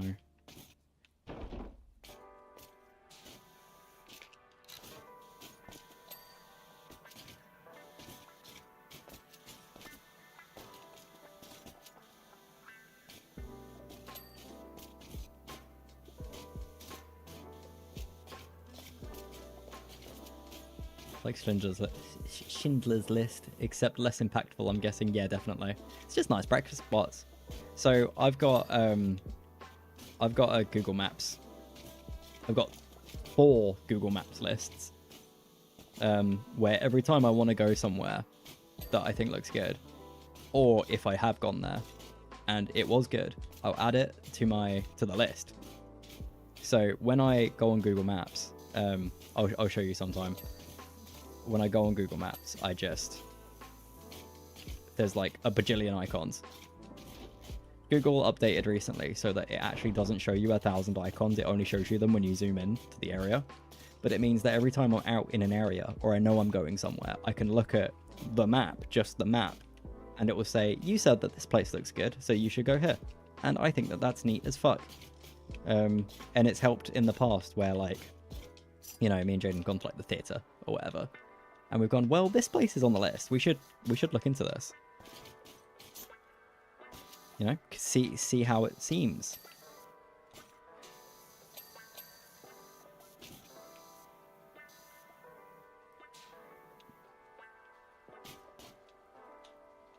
Yeah, strong recommend.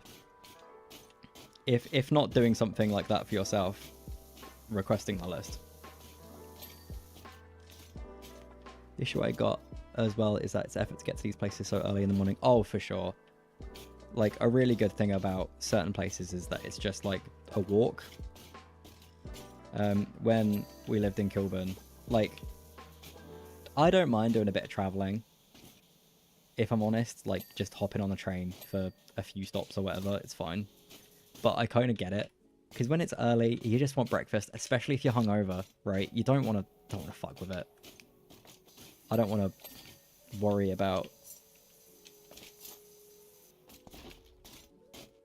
Don't want to worry about that. I just want to get up and walk 5 minutes to somewhere.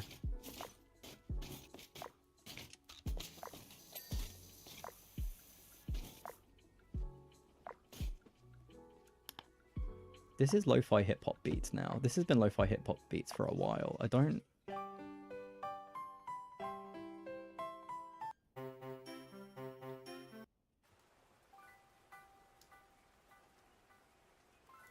you go. I ain't spending 30 minutes to get to Hackney of all places. Yeah. No, that's fair. And like a lot of it, yeah, I will clarify as well. A lot of it is definitely his breakfast places in central London. So it will be 30 minutes, which is a pain.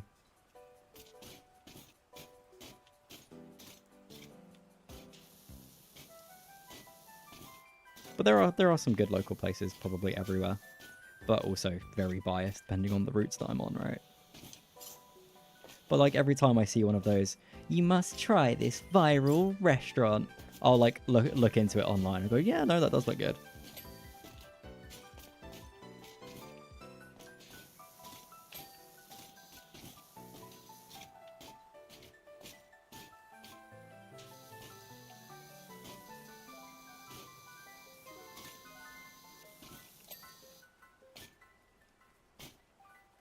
Even being so close to Stratford, I don't think there's anywhere worth recommending. I'm pretty sure we've got some places near Stratford. I mean, none of them are off the top of my head. That's kind of the point of the list. I will inquire. Even if there's nowhere, I still find it fun.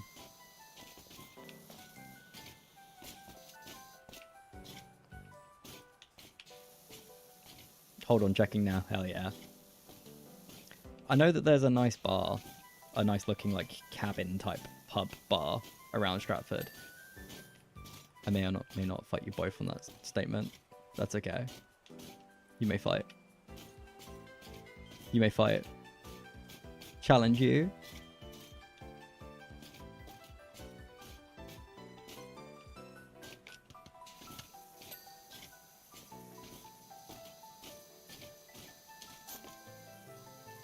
We have no breakfast safe in Stratford. That's so sad. That's okay. We do have restaurants and cafes. Cafes might be good, although, you know, they're more coffee shop and pastry, right?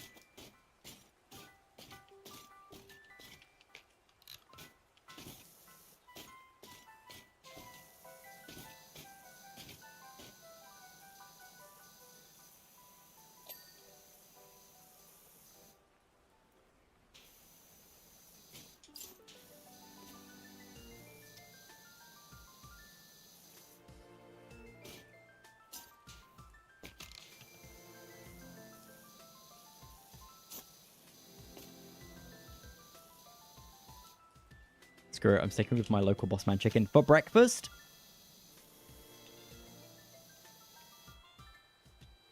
You're crazy.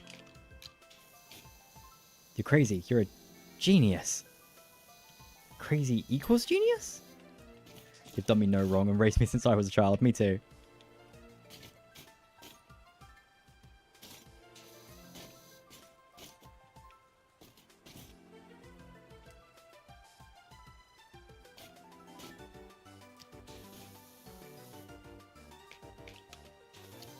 Don't think they're even open in the mornings. God damn it, I'll stand outside and beg for them to open.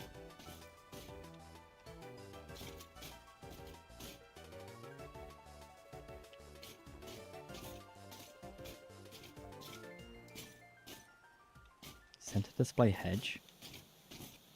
Oh yeah.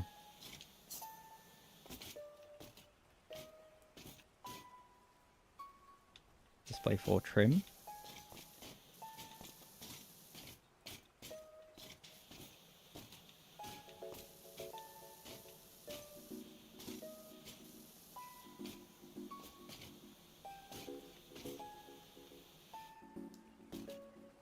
Please don't reheat Bossman chicken. Begging you not to do that. Forged up a wall. Hang on. There we go.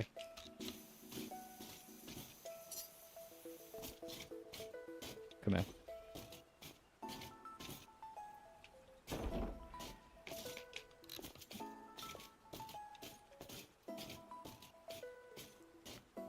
Less the one-day Bossman chicken is acceptable. I'd be scared. Although I jump at ghosts of food poisoning, let alone actual food poisoning. More than 2 days is beyond saving. You gotta hit that sweet spot of just over a day. That's when the bacteria is especially good. Bakery doorstep.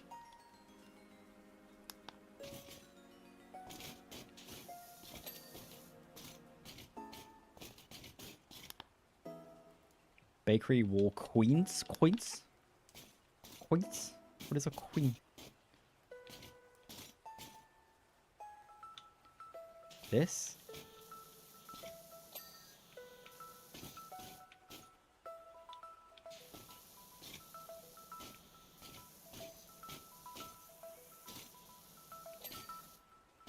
Why are you acting like I don't put my food in the fridge? What if you don't? I don't know. I've got a lot of friends that just kind of city road trims.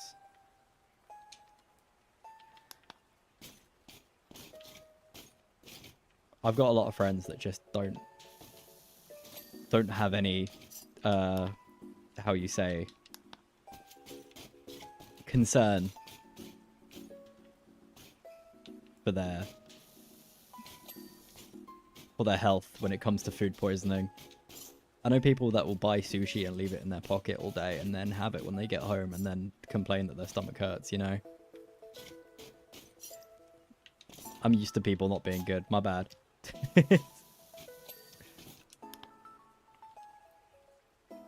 What is wrong with your friends? Do they have zero survival instincts? I literally feel like they don't have any survival instincts often. It's like... it's stressful. It's really stressful. You don't even know the half of it. It's crazy.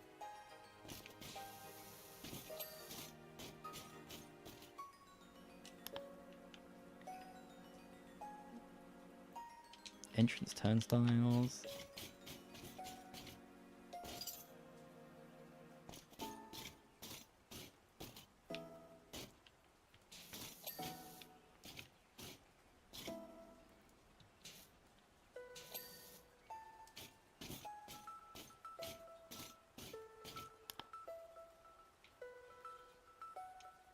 Forge flower boxes.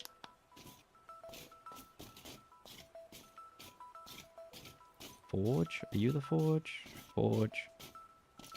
Forge awning. Can you just give them one of your many microwaves? You know what? I still consider buying a ton of microwaves just for the fun of it. Just for giveaways, right? But I need to stop making these goddamn decisions where it's just they're not helping me. I keep doing things that I think are going to be funny, and then I end up sending people microwaves in the post. So they can kill bacteria or something. That is tempting. Information stand 11 mechanism. Is it this? Oh.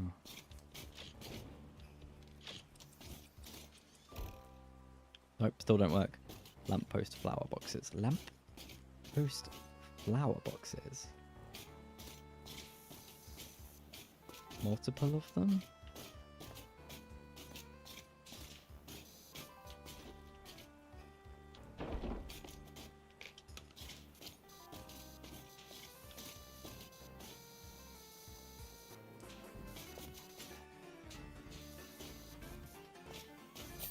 Nice! I can't believe I got that done in the time. Oh, that's the good shit.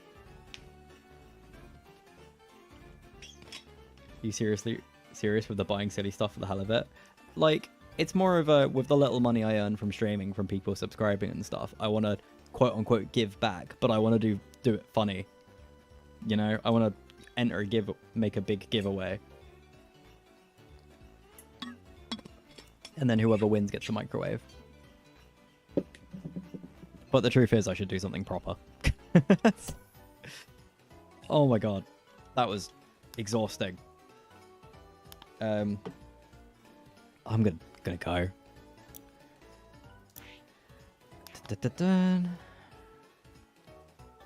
I had to turn on auto hide the taskbar whilst I was playing that. I want you to know this. Between me and you, I had to turn on auto hide taskbar, and it was horrible. Horrible, I tell you. It's not right. It's not natural. If I ever am fortunate enough to get an OLED screen, I will, of course, auto hide my taskbar. But at the moment, I don't like doing it. I like that it's always there, you know, because then you can just full screen things. But I was playing powerwash in a weird resolution, so that it took up the entire screen. Yeah. Yeah, I keep, after 3.5 hours of working and then 8 hours of more work, basically, right? Yeah, I want to do, like, fun giveaways, because I'm like, oh, I should try to, like, grow as a streamer, no. And then I think about actually doing giveaways, and I think, oh, God, it sounds, like, annoying, because people will just, like, show up for the giveaways. Yeah, I know that's the point. But I don't want, like, people to win the giveaways and then not stay and take away the opportunity from the people who are here. No. Anyway, sorry, I'm over it. Thank you for being here. It was nice chatting. I had a good time. See you later. I enjoyed Power Wash.